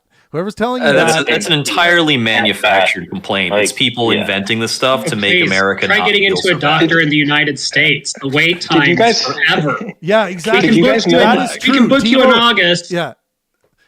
Did you guys know that there's a multi-government organization? It's like it is part of the United States government. It's part of Brazil, Mexico, Panama, Guatemala. You can keep going. Like, I think every single nation in the Americas, North and South America, there's a government organization that exists, and one of their charters is to advance health initiatives in the Americas. So I just thought that's funny because I was a political science major and I'm 35 and I just learned about it the other day. Do we want to be healthy or not, right? You can put the best fuel into a machine that's broken, right? It's not going to help. Like, you're advocating for, like, making the food great, right? But I think a lot of times people humans are broken. They identify with their ailments, right? They're like, look, I want to be healthy, but I don't, right? Because this is me. This condition I have, you know, I'm embracing it as building my character and stuff. And I'm not saying we shouldn't do that, but it's like, I think a lot of us are, you know, I'll speak from, you know, myself. Sometimes we wallow, or I don't know how to say that, but we wallow in our whatever. I think the culture around that would be different if people could afford healthcare. You live with what you can't get rid of. Before I bring this back to the original point, I will say, Wise Ape, I think that there's a very strong case against intelligent design just based off of human biology. But anyway, setting that aside, as long as we have a for-profit system, a profit-driven system, nothing's going to improve in our system substantively. They may tinker here and there, and that might alleviate the pain a tiny bit, but until we remove the profit factor from that sector of the economy and all sectors of the economy, we will have this problem. So, TiVo, I couldn't agree with you more, and I think it is at the root of at the American healthcare system issue, the for-profit thing. Like, as a Canadian, I can't. It's hard for me to believe that you guys live in a country where people's health is a for-profit business. Now, I will say that in Canada, it helps me believe this a little more, because in Canada, we do actually have private healthcare options as well. But are they? But so does Germany. Very few people use them. It's for people who really want to expedite, because let's say, like for me in one case, they had me sign up for an MRI a month or so away, but I was going to be traveling.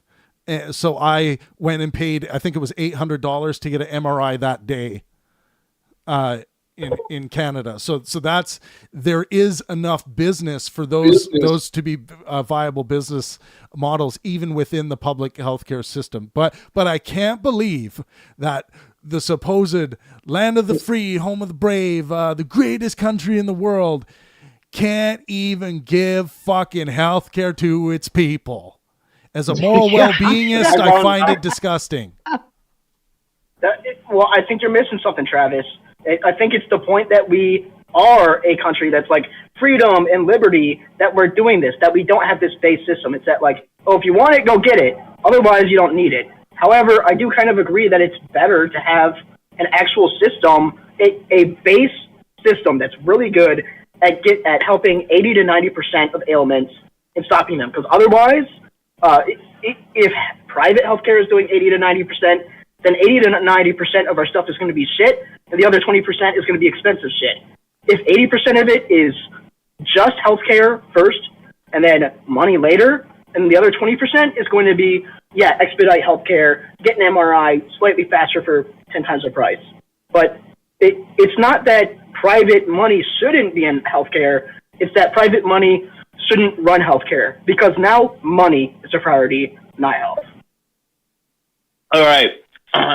Which, interestingly, the CEO of United Healthcare created an initiative to try to change specific metrics in their company to not just look at pure profits. But alas, we can go back to talking about how the for-profit healthcare business is insane, because supply and demand don't exist within such an entity, because there's infinite demand for healthcare. So if I may make a point really quick. You can look at United compared to other health insurance companies, and their denial rate is the highest of all health insurance companies.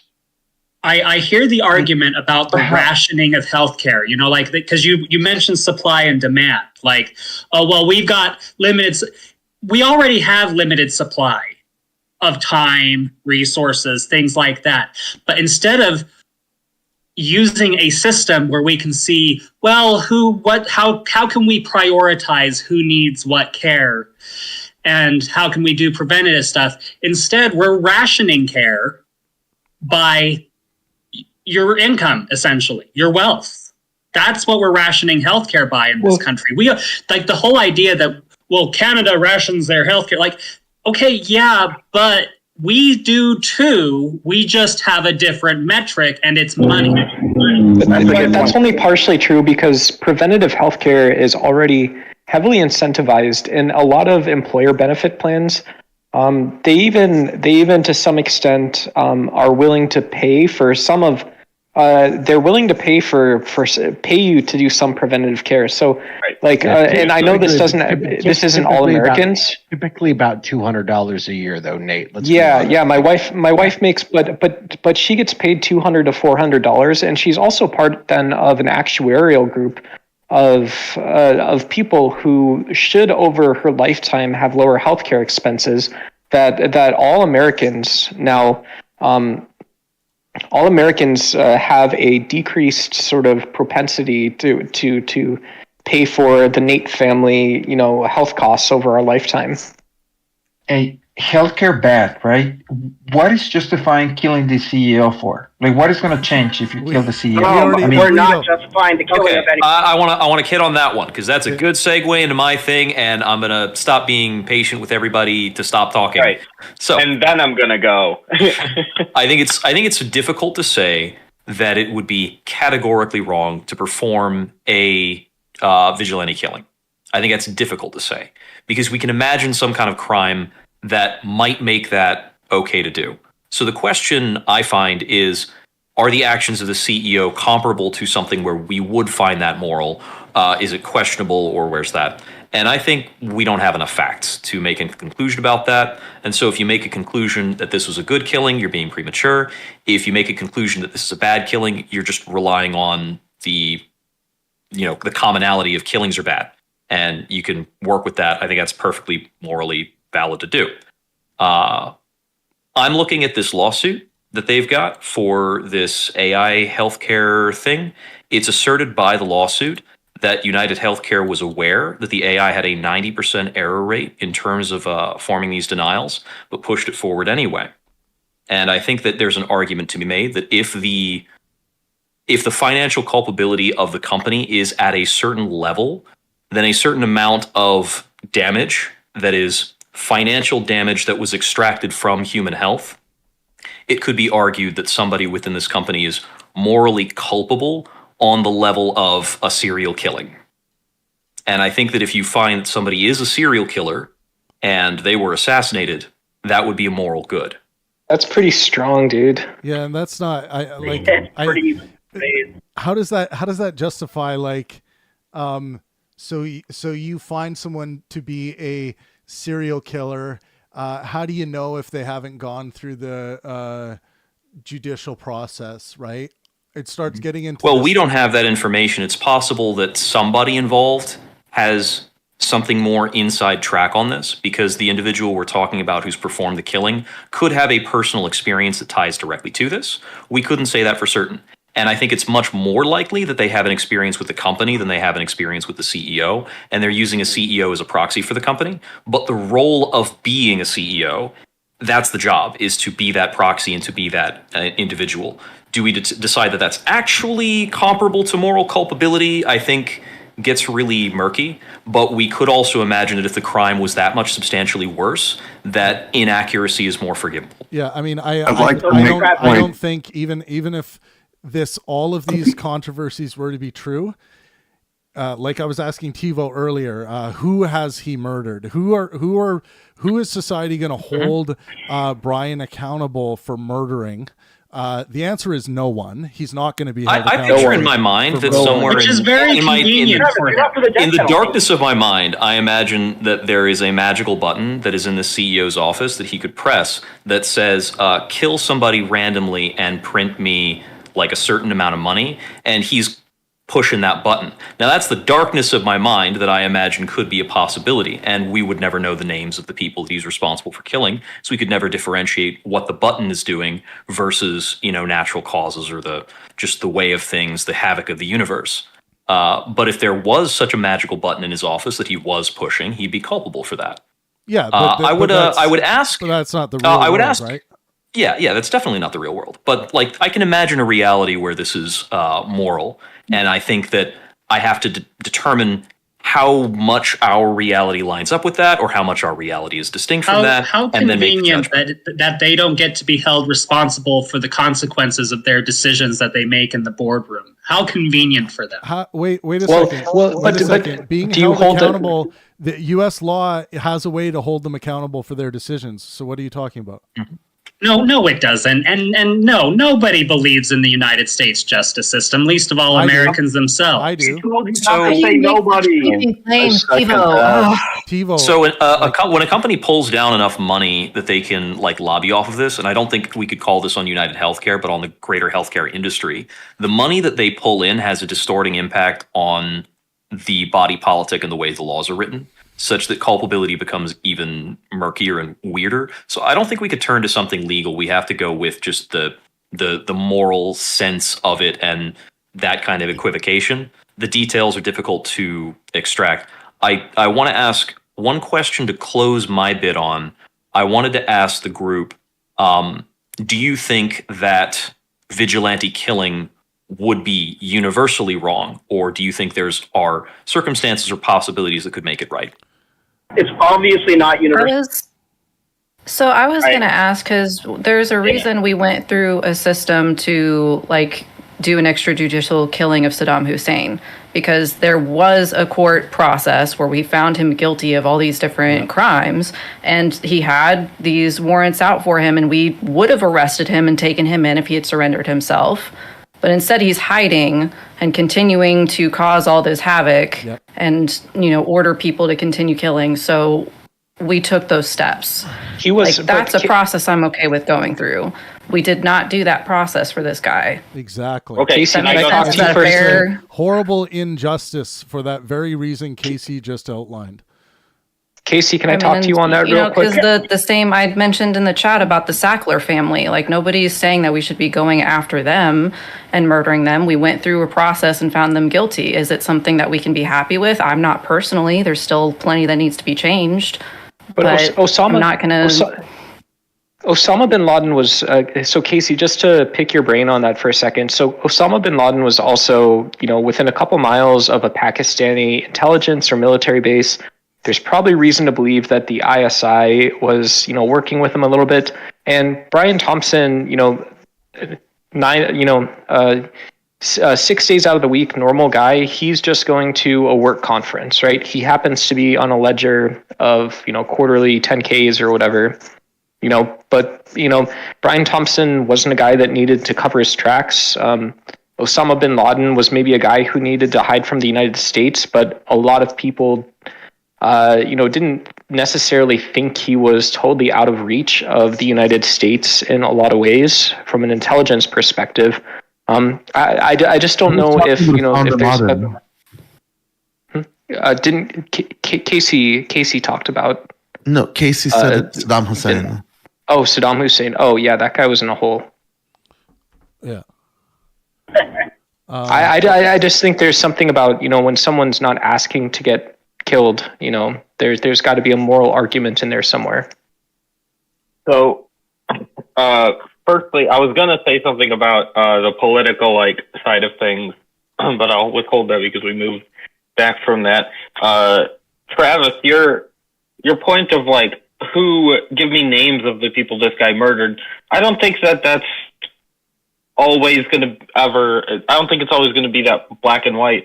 These things where decisions that people make get people killed on a stochastic basis. He didn't go directly hit a button like this guy said that social murder. I'll kill this dude and give me money. Yeah, social murder. I just learned that word yesterday, so I'm good. I'm caught up. But yeah, me too. It's a stochastic process. It's a measurable thing. And it needs to be taken with weight but it's a lot harder to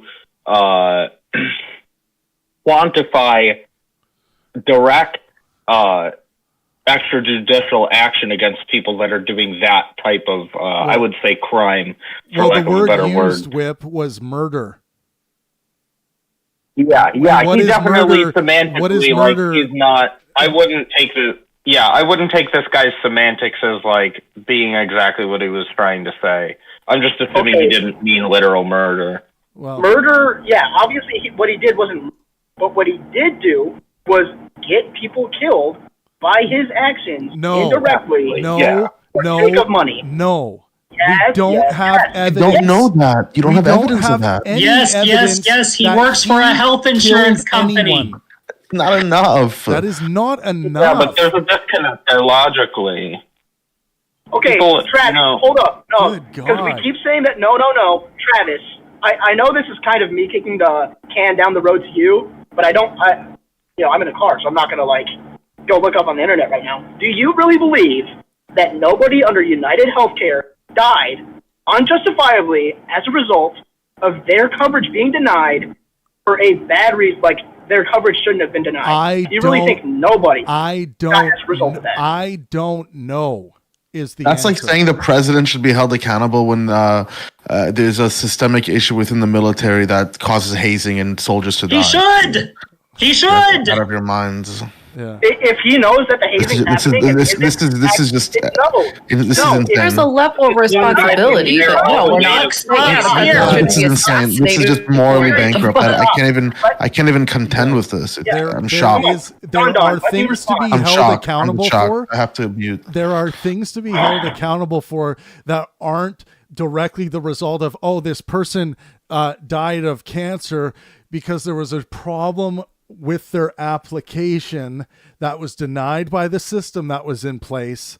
That does not make the CEO of the company. How convenient. How convenient. That's not what we're talking about. Don. If the president knows that hazing is happening in the military and people are dying as a result and has the power to stop it in some measure and doesn't, yes, he's responsible. It doesn't make the hazing his fault. Also, if he does something that directly allows people to haze each other and kill each other and harm each other, the CEO isn't a king. The CEO isn't a king. They're not a dictator. They don't pull levers and they're not the mind behind the organization that is the corporation. Like, come on, you guys are. We're talking about murder here. It's talking about murder here. Telling this dude isn't going to fix it all. Personally. No, this is so off base. Come on. The CEO is a helpless baby that can't stop bad things happening in his company. The CEO has no power over who gets approved and denied. Not majority power. Wait a second. Hold on. Come on. You think a CEO? Hang on. You think a CEO is involved with these individual applications and twisting his mustache? Obviously not. And crossing it out with not. A red And X? obviously not what I'm saying. No, he sets the policies and parameters for it. Move on. Come on. This is silly. Obviously not what I'm saying, Travis. Seriously. Thanos, he has the glove of power. The corporation moves at the will of his stick. Yeah. That's definitely how that works. I think we should steel that a little he has bit no here. executive power over the company at all. And we should frame this. No one said that either. We should frame this around the implementation of the AI-driven policy recently that's currently under lawsuit. Yeah, we already read through all that, Exile. I think you came to the show late, but we went through all the details of all of this extensively. I don't want to bring people through another half hour to 40 minutes of me reading, but we went through all of this at the beginning. So I'd like to make a point, Travis. Yeah, go ahead, Cannon. I just actually. Okay. I just I've been listening, and I've actually changed my mind on how I feel about this during the course of the conversation. And I feel like the people who support this, you guys are using the wrong term. Murder's not it. It's not manslaughter. It's at the best, and I hate to say this, honestly, a part of me really does. At the best, it's negligence. Right. And he really should have been held liable in a court of law for that, not on a New York street corner. That's just the ins and outs of it and where I stand. Yeah, and I agree with you, Candyman. Yeah, I think he should have had his day in court, something. which the investigations were happening. He should get his day in court, and the court should decide, not the public mob, what the accurate penalty is if he is guilty of anything, which, by the way, we don't have any evidence that he's guilty of a single thing under U.S. law. Oh my! By the way, it doesn't matter. It doesn't matter if he broke the law. It doesn't matter. You know what? If he's doing things that are harmful to our society, and those things are not represented in law, and those things aren't represented in law, you know whose fault that is? The politicians, the lawmakers. We don't, which is an incestuous ecosystem. We don't. We don't. We can't separate them from each other like that. No, the difference is this type of thinking is exactly the type of anarchist thinking that puts places in Syria bullshit! You didn't even let me finish my this is point. exactly the type of thinking No, where the way in which we deal with our problems, we just take the guns to the street.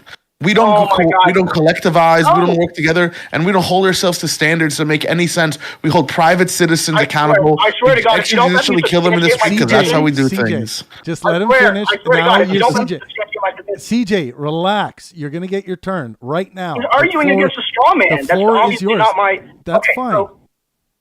So it's obviously not my point. All right. What I'm saying is, and I agree with you 100%, Don. I agree with you 100%. But my argument is that we don't criticize people for breaking the law. At least not in this case. We criticize them for doing immoral things. Immoral things are not always illegal. Illegal things are not always immoral. I don't really have much of an issue with him dying, not because he broke the law or I think he broke the law. I don't give a shit about that. I think he was doing immoral things. And as a result, I have less pity for him. I wouldn't say I have zero pity for him, but I have less pity for him. And by the way, just for the record, CJ, the immoral things you're talking about is him successfully doing better fiscally for the company he's working for as a CEO, which he's tasked to do. You're holding him morally accountable for that, right? Oh my God, yes, Travis. Well, if I run a murder, things to make if them my job, I mean, if my job is chief murder officer and I kill the most people and I do the best job murdering, that doesn't mean I did anything good. Why are you drawing this to murder? Sorry. I'll say something else. If my job is chief toy officer and I created more toys than anyone else, but I also killed 3,000 kids, or I also put 3,000 kids at risk of death, it doesn't matter. It doesn't matter how many toys I made. It doesn't matter how many, how much money I made from my company. You don't have evidence of him killing anybody. That's the thing. Like, you don't have evidence of him killing anybody. Travis, you're going to drive me. Oh. Well, yeah, evidence is a funny thing. You either have it or you don't. What? Hold on. Yeah. CJ, listen to me, brother. If this is driving you that crazy, you need to pull back a little. Okay? And I would say that just trying to reach everybody in here. We're having a good conversation about this scenario, and it's bringing up a lot of, intense points. But let's also, sorry, it's Trav. fine. Yeah, it's just everyone's expressing, including me, expressing their passion. But I think it's being done in good faith in a helpful enough way. But Brett makes a good point. Let's just remind ourselves to slow down a bit.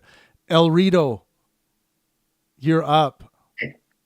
Hey, just want to say, is there any good that these healthcare companies are doing? Is there anything redeemable? Because it sounds like they're completely awful. No. And we shouldn't have them at all. Like, we should just... Yes.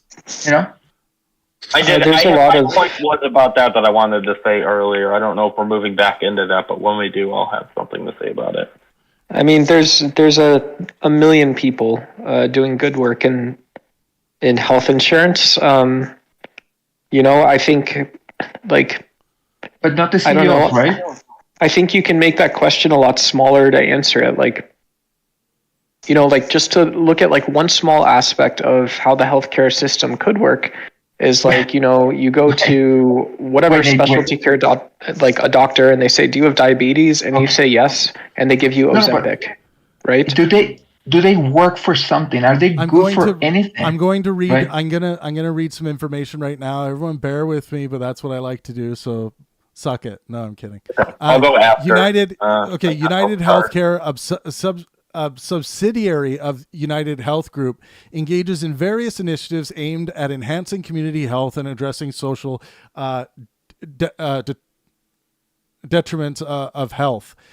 Community impact initiatives. United Healthcare collaborates with community-based organizations to tackle health equity challenges. Through programs like Empowering Health, the company works to expand access to care and address factors such as food insecurity and social isolation. For instance, in 2023, under Brian Thompson, United Healthcare donated over $11 million in grants across 12 states to support these particular efforts.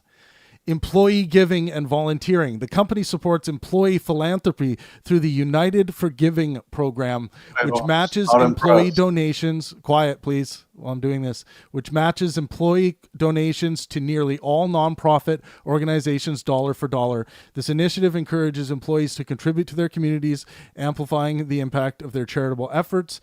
Support for children's health. The United Healthcare Children's Foundation provides medical grants to families to help cover healthcare expenses not fully covered by insurance. Since its inception, the foundation has awarded over 37,000 grants aiming to alleviate financial burdens and improve children's access to necessary medical service. I love this. Health education and support programs. Okay. United Healthcare offers various programs to support members' health and well-being, including resources for maternity support, caregiver assistance, wellness awards, and weight loss programs. These initiatives are designed to empower individuals to take charge of their health and access necessary services. Okay, so they're not perfect, but they're trying to do good. Is that what's going on, or they're completely evil? And you know what you know what I mean? That's why I asked that question. Well, it's a right? it's a good thing. It's a good thing that you asked this, because some people just count the misses and they never count the hits, which is logically fallacious, and you shouldn't think this way. It's a bad way to think. What hits? Oh, they've got their nice little charity that doesn't actually do anything for anybody. Oh, really? The support for children. Hang on. One second. I know what, Travis. One second, Travis. One second, Travis. Did you research this? Did you look this up? When did you actually start hearing about United Healthcare? How long have you been following this topic? Because to me, it seems like you're just talking straight out of your fucking ass, and I'm fucking tired of it. All right. Whoa. So everyone relax. Don, take a minute. I would still like to go at some point. So but my response was that when TiVo said, like what? The 37,000 grants that are aimed to alleviate financial burdens and improve children's access to necessary medical services that are part of the program under Brian Thompson. So there were those multiple things. I just posted them there. People can take a look at them. But again, and I have to say, TiVo, you just said what hits, like very cynically, not even considering that there is good done through these programs, unless you don't believe they exist. What?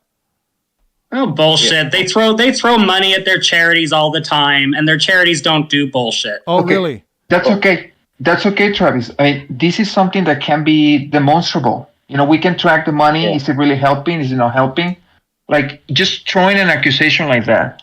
Because, I mean, if these companies are so evil, they're actually not helping anybody, it's hard for me to believe that they will still be there, right? I mean, we just seem to be, be quickly to judge and, to judge them completely evil, right?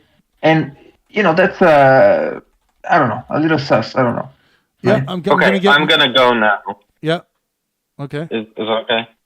So, I think that there is a point to be made about charity, but also at the same time, if you want to know if a system is doing good, you don't compare it to itself. Yes, it donated money. Yes, we can say this exchanging of $11 million helped people. You could even go as far as to say it objectively saved lives. But in systems ranked higher than ours by objective measures of healthcare outcomes, relative to cost per capita, our system blows hot ass. Yeah, no kidding. Yeah, And you shouldn't have if a company whose entire I'm operating under the premise that a company that healthcare should be, its objective should be alleviating suffering and improving people's lives, not based on dollar go up. So obviously our system that it is that, but I honestly hang on, think, give me 10 seconds. Whip, I honestly think most people in this room agree with you that nothing in the U.S. healthcare system is optimal, including charitable giving or I remember. What?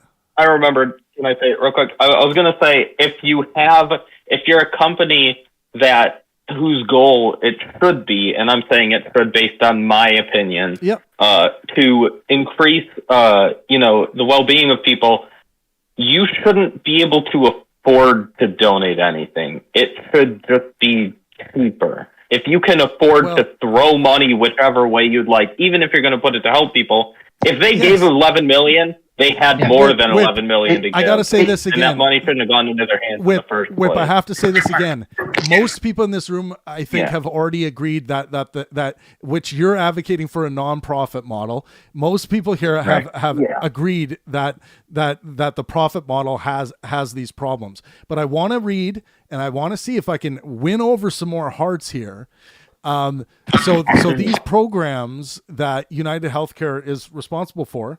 So the Empowering Health Grants. So since 2018, United Healthcare has invested over $62 million in empowering health grants, reaching more than 11 million people across 30 states and the District of Columbia. These grants support community-based organizations in expanding access to care and addressing issues such as food. The community impact initiatives.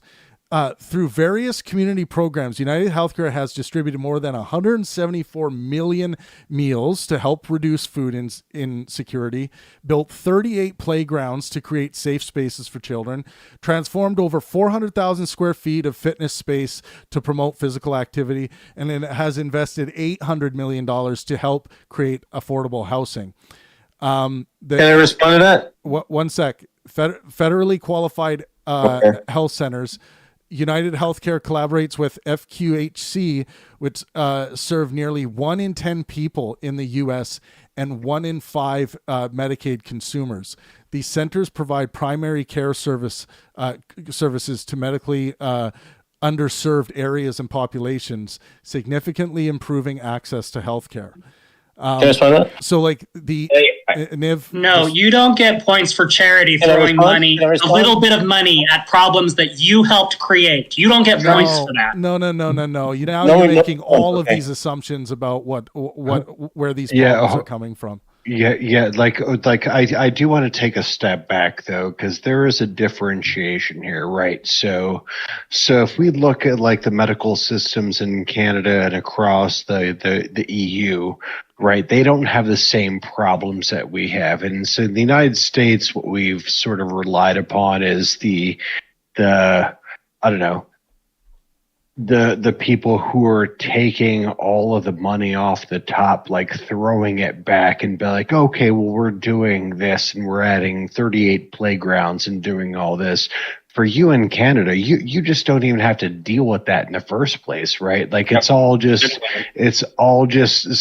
sorted out. So basically what's happening in the United States is we're taking away a chunk of just normalized healthcare that everybody else in like modern Western countries have already. We're just taking that away and then we're selling it off.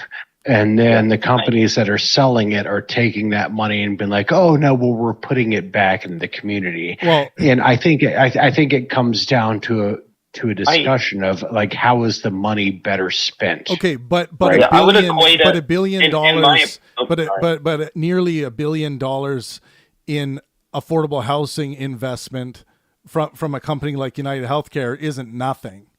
Yeah, I want to respond to that. Right? I would Yeah. equate it to What is the mafia what is children Canada? in schools? You know. What does the Canadian government spend on affordable housing every year? Canadian government. Yeah, but I'm not comparing United Health. Probably way more. I'm not comparing United Healthcare, this one organization, to the Canadian government. Hey, I just want to go real quick. I mean, so what standard would you hold it to then? Like, are you all other companies? Well, yeah, you can compare. You can compare it here. So United Health Group has been recognized for its community engagement and charitable contribution. In 2022, UHG employees contributed over 95 million and volunteered more than 4 million hours, supporting approximately 20,000 charitable organizations. Let's see where it ranks. That doesn't mean benefit and well-being. That doesn't mean you. One sec, Nick.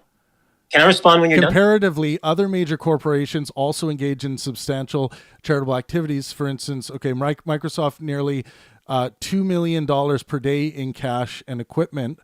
So focusing on levering. So yeah, these guys are being compared to Walmart and Microsoft. The United Healthcare Group. That doesn't mean benefit and well-being. That's like saying, I teach. I'm charitable and teach my slave this skill. And he gets food, housing, and clothes. This doesn't make any sense, man. I know where you're going. Doesn't make any sense. I reiterate, no points for charity. So yeah, I mean, like, okay, you can say no points for charity, fine. It's like you obviously don't understand the importance of charity and what it means to people in their lives. So you can just sit there and say that. No, that's I'm saying that doesn't mean intent for well-being. Shouldn't need charity in the first place. Oh, okay, okay. Agreed. There should be no charity. We should do everything your way then where charitable giving wouldn't be required. What are you talking about? Charity is oppression. If you think that like Canada or any other utopia wouldn't need people to have a charitable nature and to be engaging in charity, you are out to lunch on the human condition. Canada still operates on a mostly for-profit capitalist system too. Yeah, Yes. but here's the Okay. thing. Like, I would like to put the basis of the American healthcare system, not in comparison with other insurers within America. I'd like to put it in comparison with like Canada, right? And if we look at it that way, like, yeah, we're fucking up real bad. Well, yeah, Right? you guys have a I mean- profit. You guys have a for-profit system. Yeah. I mean, Yeah. the people who are in Exactly. those businesses and have family lineages in those businesses are really going to like it, right? It's very profitable. But I think it's, like I said earlier in this episode, I think it's a horrible idea to have healthcare as a for-profit industry. I think it has people measuring the dollar's worth of one person's health over the next. Like, it's just a horrible. Yeah. It's a horrible calculation. This is what I'm hearing, right? Travis is saying these companies are completely awful. Some other people are saying they're doing good with the charity examples. I was talking about their actual work, right? There's nothing that they do with the work. It's just completely awful. Okay, the charities may be good, but you're also saying that they need improvement, right? Because for-profit Canada, they do that too. In Sweden, they do that too.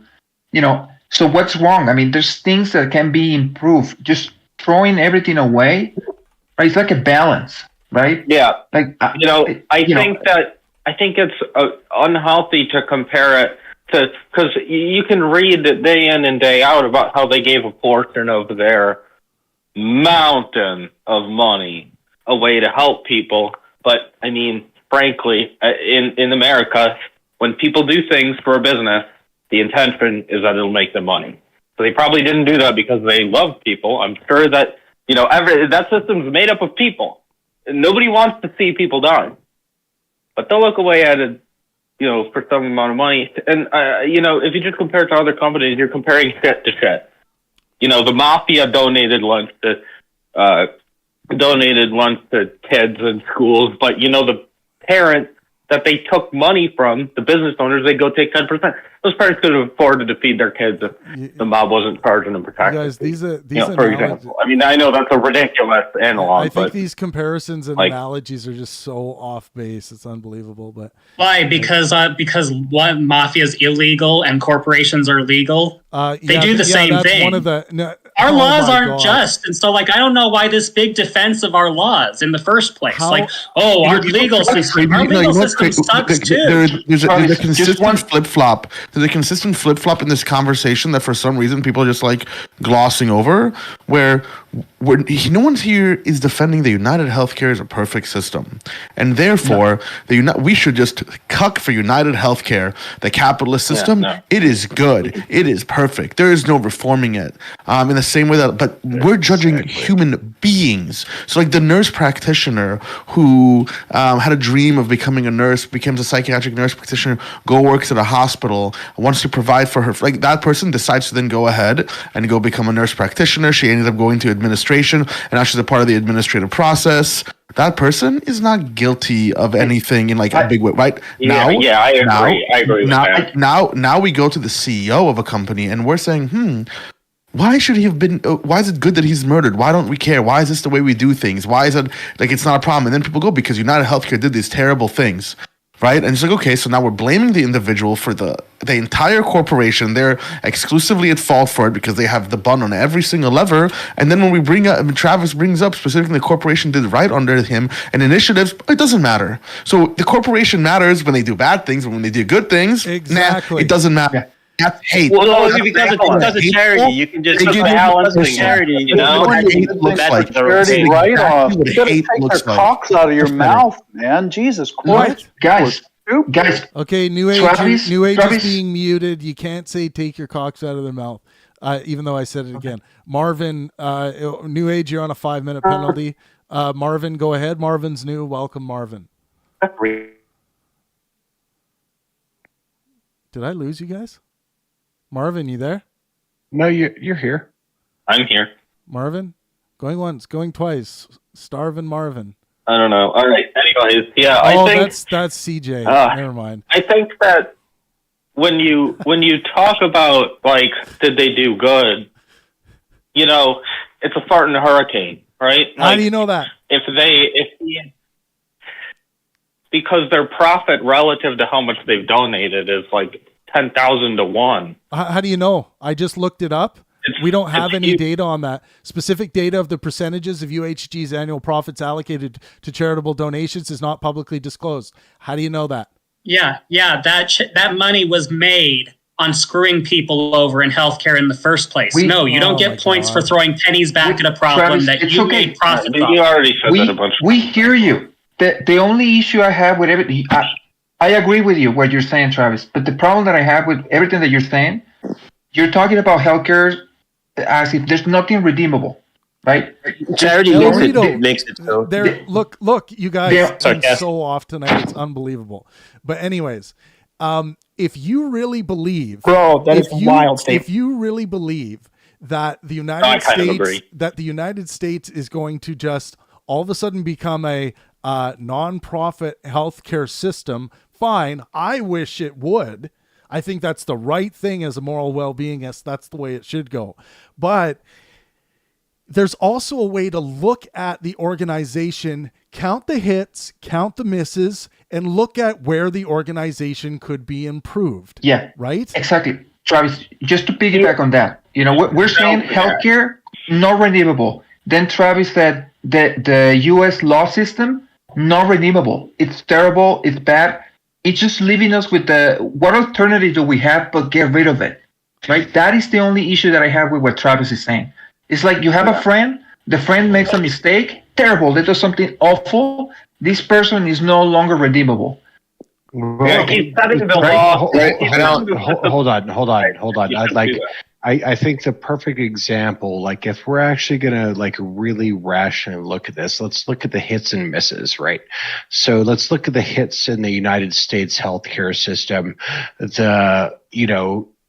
the way we deal with like cancer patients? How does that deal with cancer patients in the EU within Canada? What kind of treatment are we getting? What's the amount of lives being saved through this process compared to the amount of money that these people are putting towards philanthropic pursuits, right? Because these philanthropic pursuits also at the same time shield you from certain tax liability, right? So it's not a completely like altruistic behavior, right? We'd have to really start getting down to the nitty gritty of like how many lives are lost by these bad decisions, what kind of money is going back, how do we understand what's actually going on here? Yeah, right? but the problem I'm pointing out here is people not counting the potential hits. They're dismissing them right off the bat. That's what's happening. And I disagree with that. Yeah, anyway. I'm not doing it. In my opinion, I mean, I'm not trying to. No, I didn't say you were. But to take it in the context of what the power they have, they made.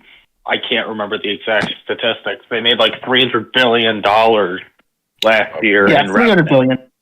Brett's they made tens of billions in profit. Yeah, and they probably donated they made less $300 than billion in $1 gross billion in revenue. charity. That was not profit. That was gross revenue. That was gross. Hold on. Yeah.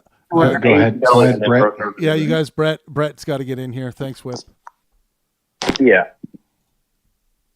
guys, the problem that you're still running into, from my perspective, and I'm going to try to like explain this the best I can, though, is we hear you on the problems and how people have been affected by it. And if you have a personal connection with that, I'm really sorry, because for me, one of the things I'm trying to say to my students every day is that voting for universal health care is the right thing to do. And so I'm telling probably 100 to 200 of them a year, and I lay out my case. So hopefully we could, vote better stuff in. Mm-hmm. But the problem is that with this scenario here, very little. I'm concerned about where violence goes. Yeah, demonizing. The system is violent. Why should we care about the individual act of this one guy when this CEO was actively being a violent person in a violent system? That's how you go to anarchy. No, on the pathway to anarchy. Let Brett respond, Rip. Yeah. Oh, yeah, I'll let him. Evo, fire will not put out fire. Water puts out fire. That's actually not true. You have control burns. Stop. Oh my God! Come on. Let's keep it on track. Yeah. Come on, just don't do me for I'm not saying from the objective, but you know what this is. Feel the vibration as our conversations go up, and we feel that somehow beating our chest is going to help the species thrive. It's not. It's not going to help. We have to really make change. People say it's undoable or whatever else. We have to believe that human societies can get better. I don't believe our present institutions are. I feel the same way that I think Brett does and that TiVo does about like the horribleness that is the U.S. healthcare system. You seem to be very happy with Brian's performance as a CEO. But will the come on? But will the United States? Is it feasible for the United States? And I say that from like all the citizens who are connected to the for-profit healthcare system. Can there be a cultural shift that even works with how ingrained that system is into society? It almost seems like trying to get the guns out of the gun nuts' hands. to me. It's easy to fix. Travis, I honestly think we are like a fucking sea hair away from having universal or taxpayer paid for healthcare, Good. like a single payer system. We are a fucking con hair away from it. Well, yeah, it's easy to fix because we can take out the human error, right? We just need to automate it with artificial intelligence, right? You're gonna have less human error across the board. Okay. AI. Dude, that took a wild turn. I knew where Wise was going with that. Well, right he was when he started. referencing the United States. No, our healthcare system is an inherently violent healthcare system, and I don't see any real moral wrong in people eventually punching back. I mean, any healthcare system is going to be an inherently violent one, especially when ran by the government. If they buy off with charity, it makes it okay, though. Instead of punching back, why not lend a hand with what resources you do, so that we create a solution that maybe is local and maybe it's not permanent and maybe it doesn't overturn the empire, but it's powerful because we choose a vibration that is not retributive. So, Yes, so I think that is a great point. I think TiVo has a point though. Like, right. So if we actually imagine ourselves where we're dealing with the Pinkertons again, right?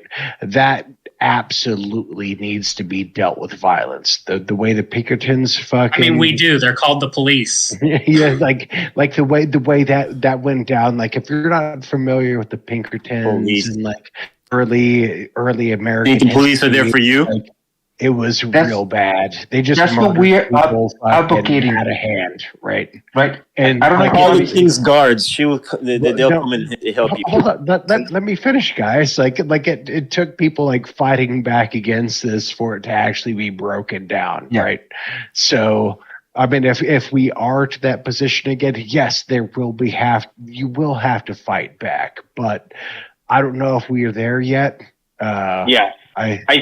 I think that historically, like, that happens. There are cases where that happened, and you could say in some extent had to happen. I think that should exist alongside continuing to try the legal avenues. I think part of the problem is when you say, well, we tried this way, push it aside. You can't do that. Because that's why it doesn't work. Well, why not? Why not? If our system isn't, if our government doesn't serve us, and our government won't change, and our ruling class won't change, at some point we do get to, when in the course of human events, we get to alter or abolish it, and we get to do that by violent means if we need to. Yeah, that can happen. What could go wrong? There's call for that sometimes, but you cannot. If the government can't be trusted because you don't trust it as a tool that it is, that can be manipulated by the people. We vote for people. We can stir up enough noise. Like, have the physical ability to. Functionally, we vote for people in a rigged, anti-democratic election system. From a functional perspective, I don't think America will do it because a majority of Americans, or I'm not going to say majority because then it's quantifiable, but a lot of Americans, especially Republicans, conservatives, they love to be cooked. And I think that this stems from a certain sentiment. You'll be amazed at how much things change in 30 years and how much they stay the same. I'll just put it that way. It's crazy. And they love it. Because I do think that it stems a little bit from some sentiments that exist within their religion. They're like, I'm downtrodden because my great father did this thing, and they love that system. They love to be a slave to God, and they're primed to be Travis fire system. Travis is going to go, and then CJ is after Travis. Well, I'm going to say let's get our final thoughts out there, and let's make them statements.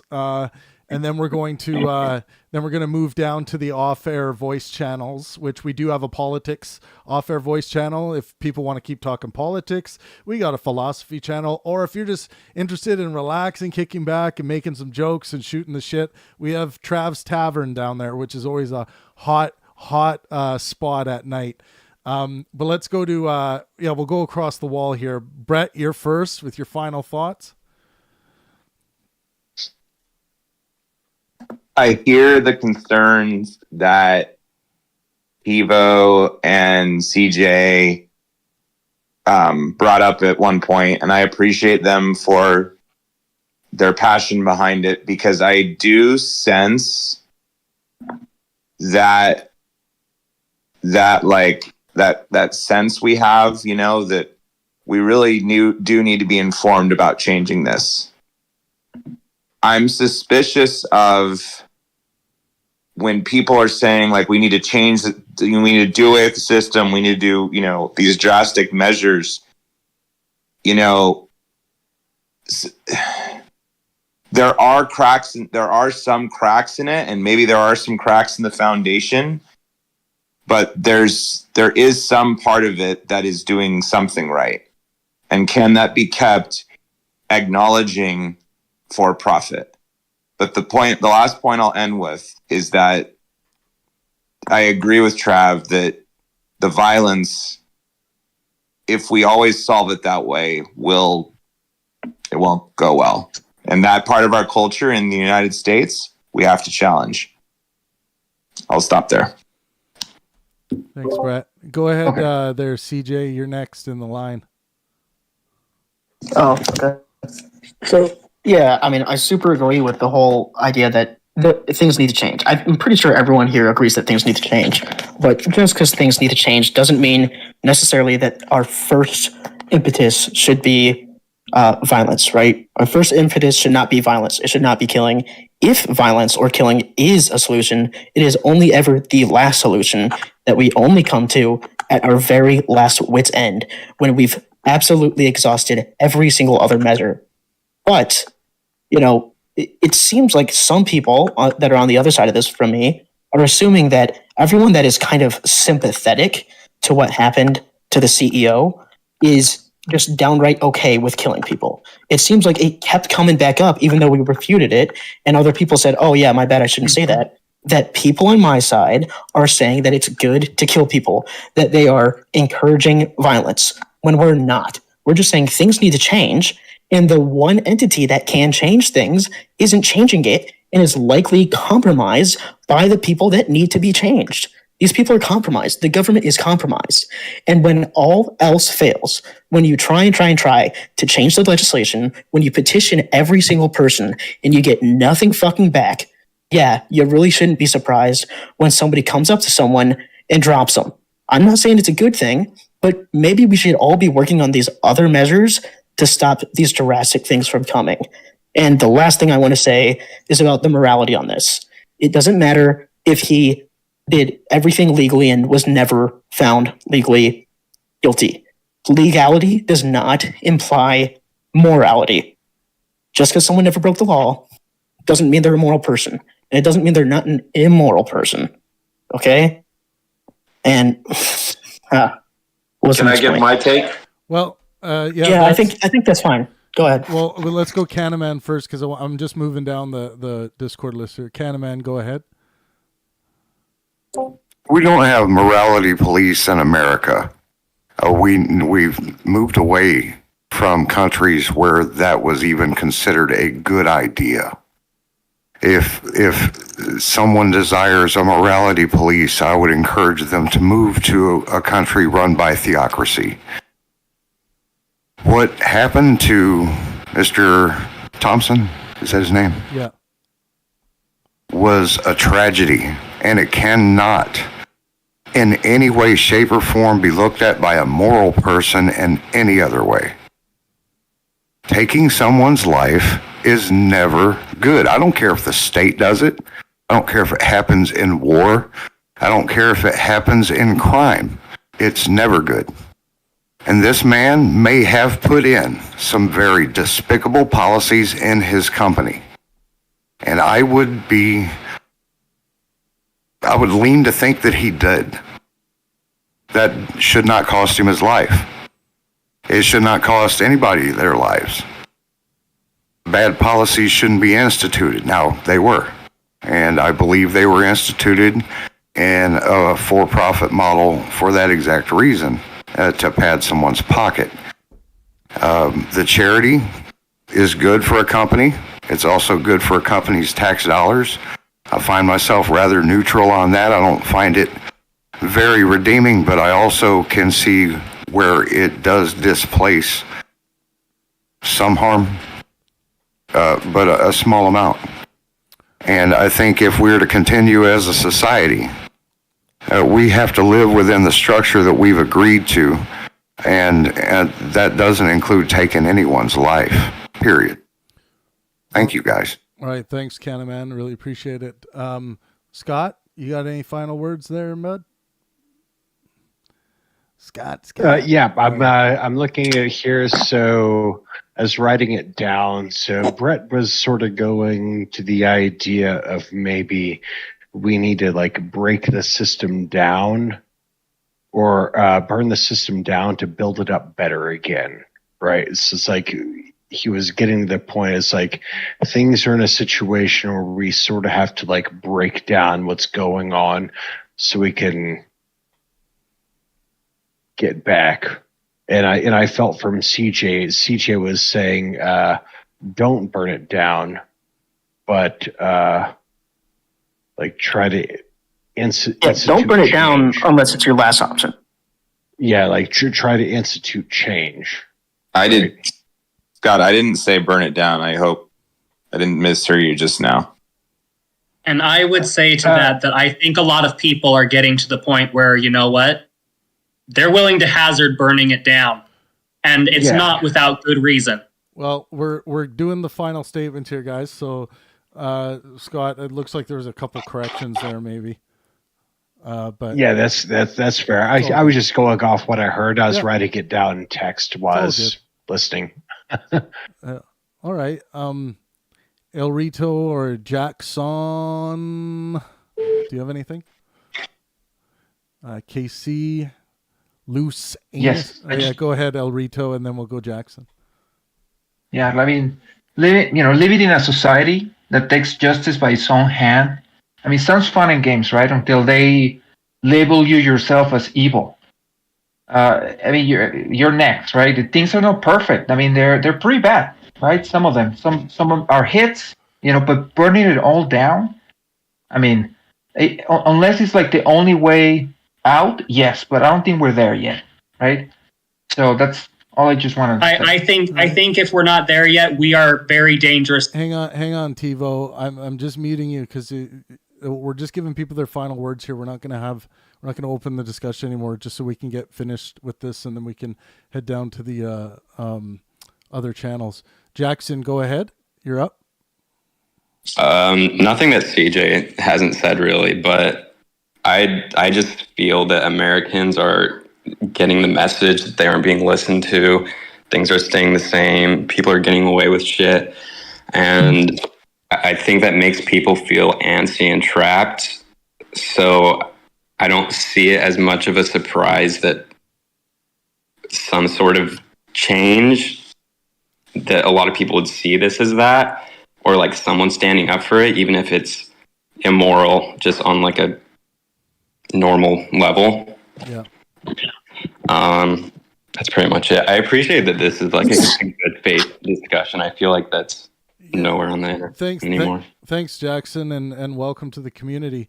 One thing I am going to use my privilege of being Travis Pangburn for a second and just say that in response to what you said there, Jackson, it reminded me that, after Trump was reelected here and some of the messaging I was seeing in some of the communities I belong to online, I had made a comment here on Discord saying that I'm predicting assassinations because I just feel like the people who aren't, Niv, you're making noise, man.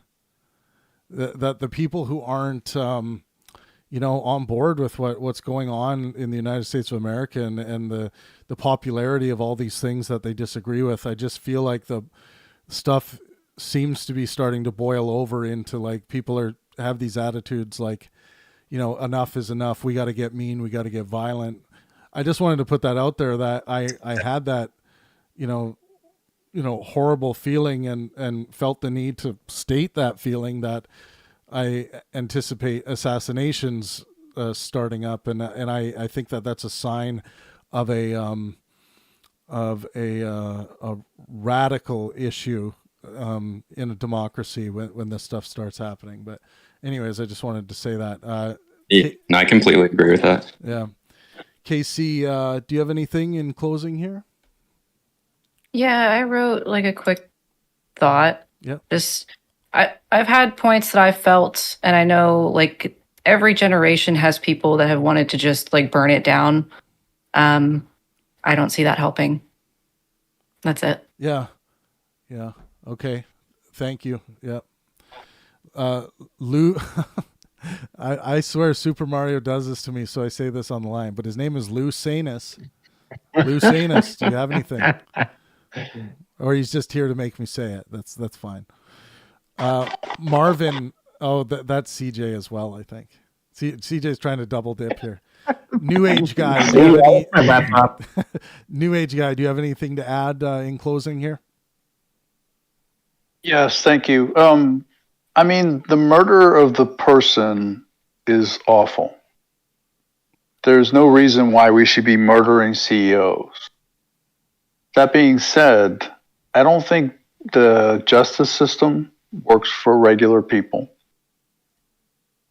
I don't think if you took Mr. Thompson and his company to trial 100 times, you may get 5 convictions that would result in 0 jail time total. And to wrap up my final statement, I've worked in banking, I've worked in healthcare, I've seen a lot of amazing things in my lifetime. I've been a soldier. America does everything incorrectly. Try so hard to be capitalist that they just wreck everything. There are so many better ways to do something. So when people say, burn it down, what does that mean? Well, nobody wants to live through a Great Depression, soup lines that are around 3 blocks and people dying of starvation, everybody losing their homes. But we need a redo. We need to refresh and look at what we're doing. And the way our government is set up now, it's not going to change. It's just not. Yeah, but the redo. We're just doing closing statements here, but we can talk about this stuff in the off-air channel. Yeah, where's the next room? I want to go to the next room now. Everyone who's new, and by the way, it's so nice to have so many new voices here. Since we started doing live shows again here, we've got hundreds of new voices here on the Pangburn Discord server, and I love that. We got Muslims, Christians, atheists, right-wing, left-wing people coming together to have good faith, helpful discussions, and I really fucking love it. I live for this. So welcome, New Age guy and the rest. Now it's time for the one and only Nivekian unit. Nivek, what do you got? People are okay with the corrupt system. Start again. I didn't hear the start. Maybe people are okay in being in a food line if those in the corrupt system would be in that line next to them. And people might not be people might not be pro murder. They just might be anti sympathy.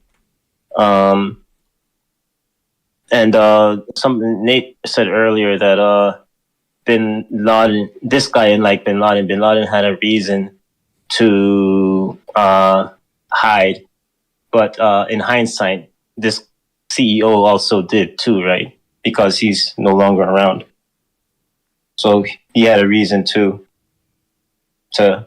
hide. I'm sure he probably was aware of how the insurance agency had a high denial rate. So to walk around on, I'm not saying that. I'm just saying like he should have just been more cautious. That's all. All right, Nev, thank you very much.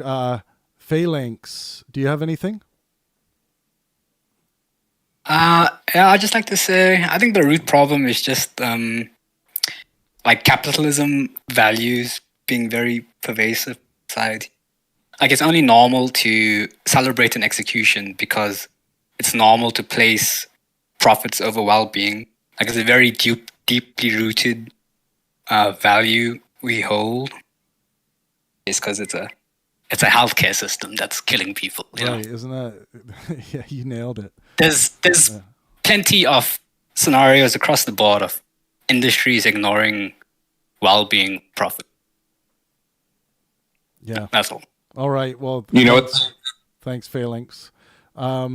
Psycho Killer, do you have anything? I mean, I would love to hear from the Psycho Killer right now. Did you do it? No, that's totally a joke. Don't send the FBI up to my house in Canada. TiVo, what do you got? What are your final thoughts? I'm tired of this idea that you can extrapolate people from the systems and institutions that they manage, that they prop up, that they administer, that they're part of. No, they don't get a pass just because they're, quote, a private citizen. No, you have responsibilities when you are in positions of power. And to the extent that the system you are administering is grinding people into the ground, yeah, you are personally responsible for that. All right, thanks, TiVo. Not just him, but all of his buddies and everyone else who in the country club that runs this country. All right, thanks, TiVo. Whip Scribble, new member. What do you got for your final statement today? Yeah, I think that we touched on about everything we could, but I think it's really important to iterate that you shouldn't set aside legal remedies even when you think they aren't working. They should exist alongside that, and you shouldn't go down a pipeline that makes you abandon a unilateral moral system. I think that's about all I have to say. All right, thanks, Whip. Wise Ape, what do you got? All right, perfect. Let's go. I just would like to draw our attention to what makes us unique in this universe, and it's our tool use, right? It's our tool use. These conversations that we're having right now, it would not even be possible without the current tools we have. And so the answer is staring us right in the face. Like you're all looking at your screens, you're all listening to audio, right? So the new tool that has been established is like the AI. And I think it's just, this is going to solve a lot of the problems that we have, because without tools, without our ability to use tools, we wouldn't have made much of an impact whatsoever, right? Yeah, fair. That's a fair point. Focusing on refining and developing new tools, definitely. Rock and roll. Okay, well, thanks everyone. I want to encourage everyone on YouTube right now to join our Discord server. Everyone's welcome to join. It's free to use our Discord server. We also have a text library called the Pangburn Library. For those of you who are new to Discord, you just scroll down the list and click on Pangburn Library, and it'll show you all the different text conversations that are constantly going on. There's a Ask Trav Anything. At any point in the day, you can drop a question if you have for me in the Travis Pangburn tab. You can ask me anything there, and I will eventually get to it. I try to get to it as quickly as I can. But yeah, we're going to head down to the off-air voice channels. We have the tavern. We have the spa. If you want some place to have a conversation, but kind of more quiet conversation. We have art, philosophy, politics, science, sports, whatever you guys want to talk about. We will be hanging out after the show here. So yeah, thanks for everyone's contributions. I thought this was a fantastic, highly passionate show, and everyone for the most part kept within the bounds of good faith and helpfulness. Make sure you guys everyone who's new, Please refresh yourself with the rules, the server rules. You'll find them at the top of the server. If you're ever having any problems, just tag @admin and we'll deal with any issues that you think are occurring. But please don't tag us if there's no real issue, and if someone's attacking your argument and you don't like being proven wrong or something, don't tag us. They're allowed to do that here. So yeah, we'll catch you guys next time. But this was a fantastic show. We dealt with the what I would call the very, very unfortunate and sad assassination of Brian Thompson, and we'll catch you guys next time. Come join us on Discord.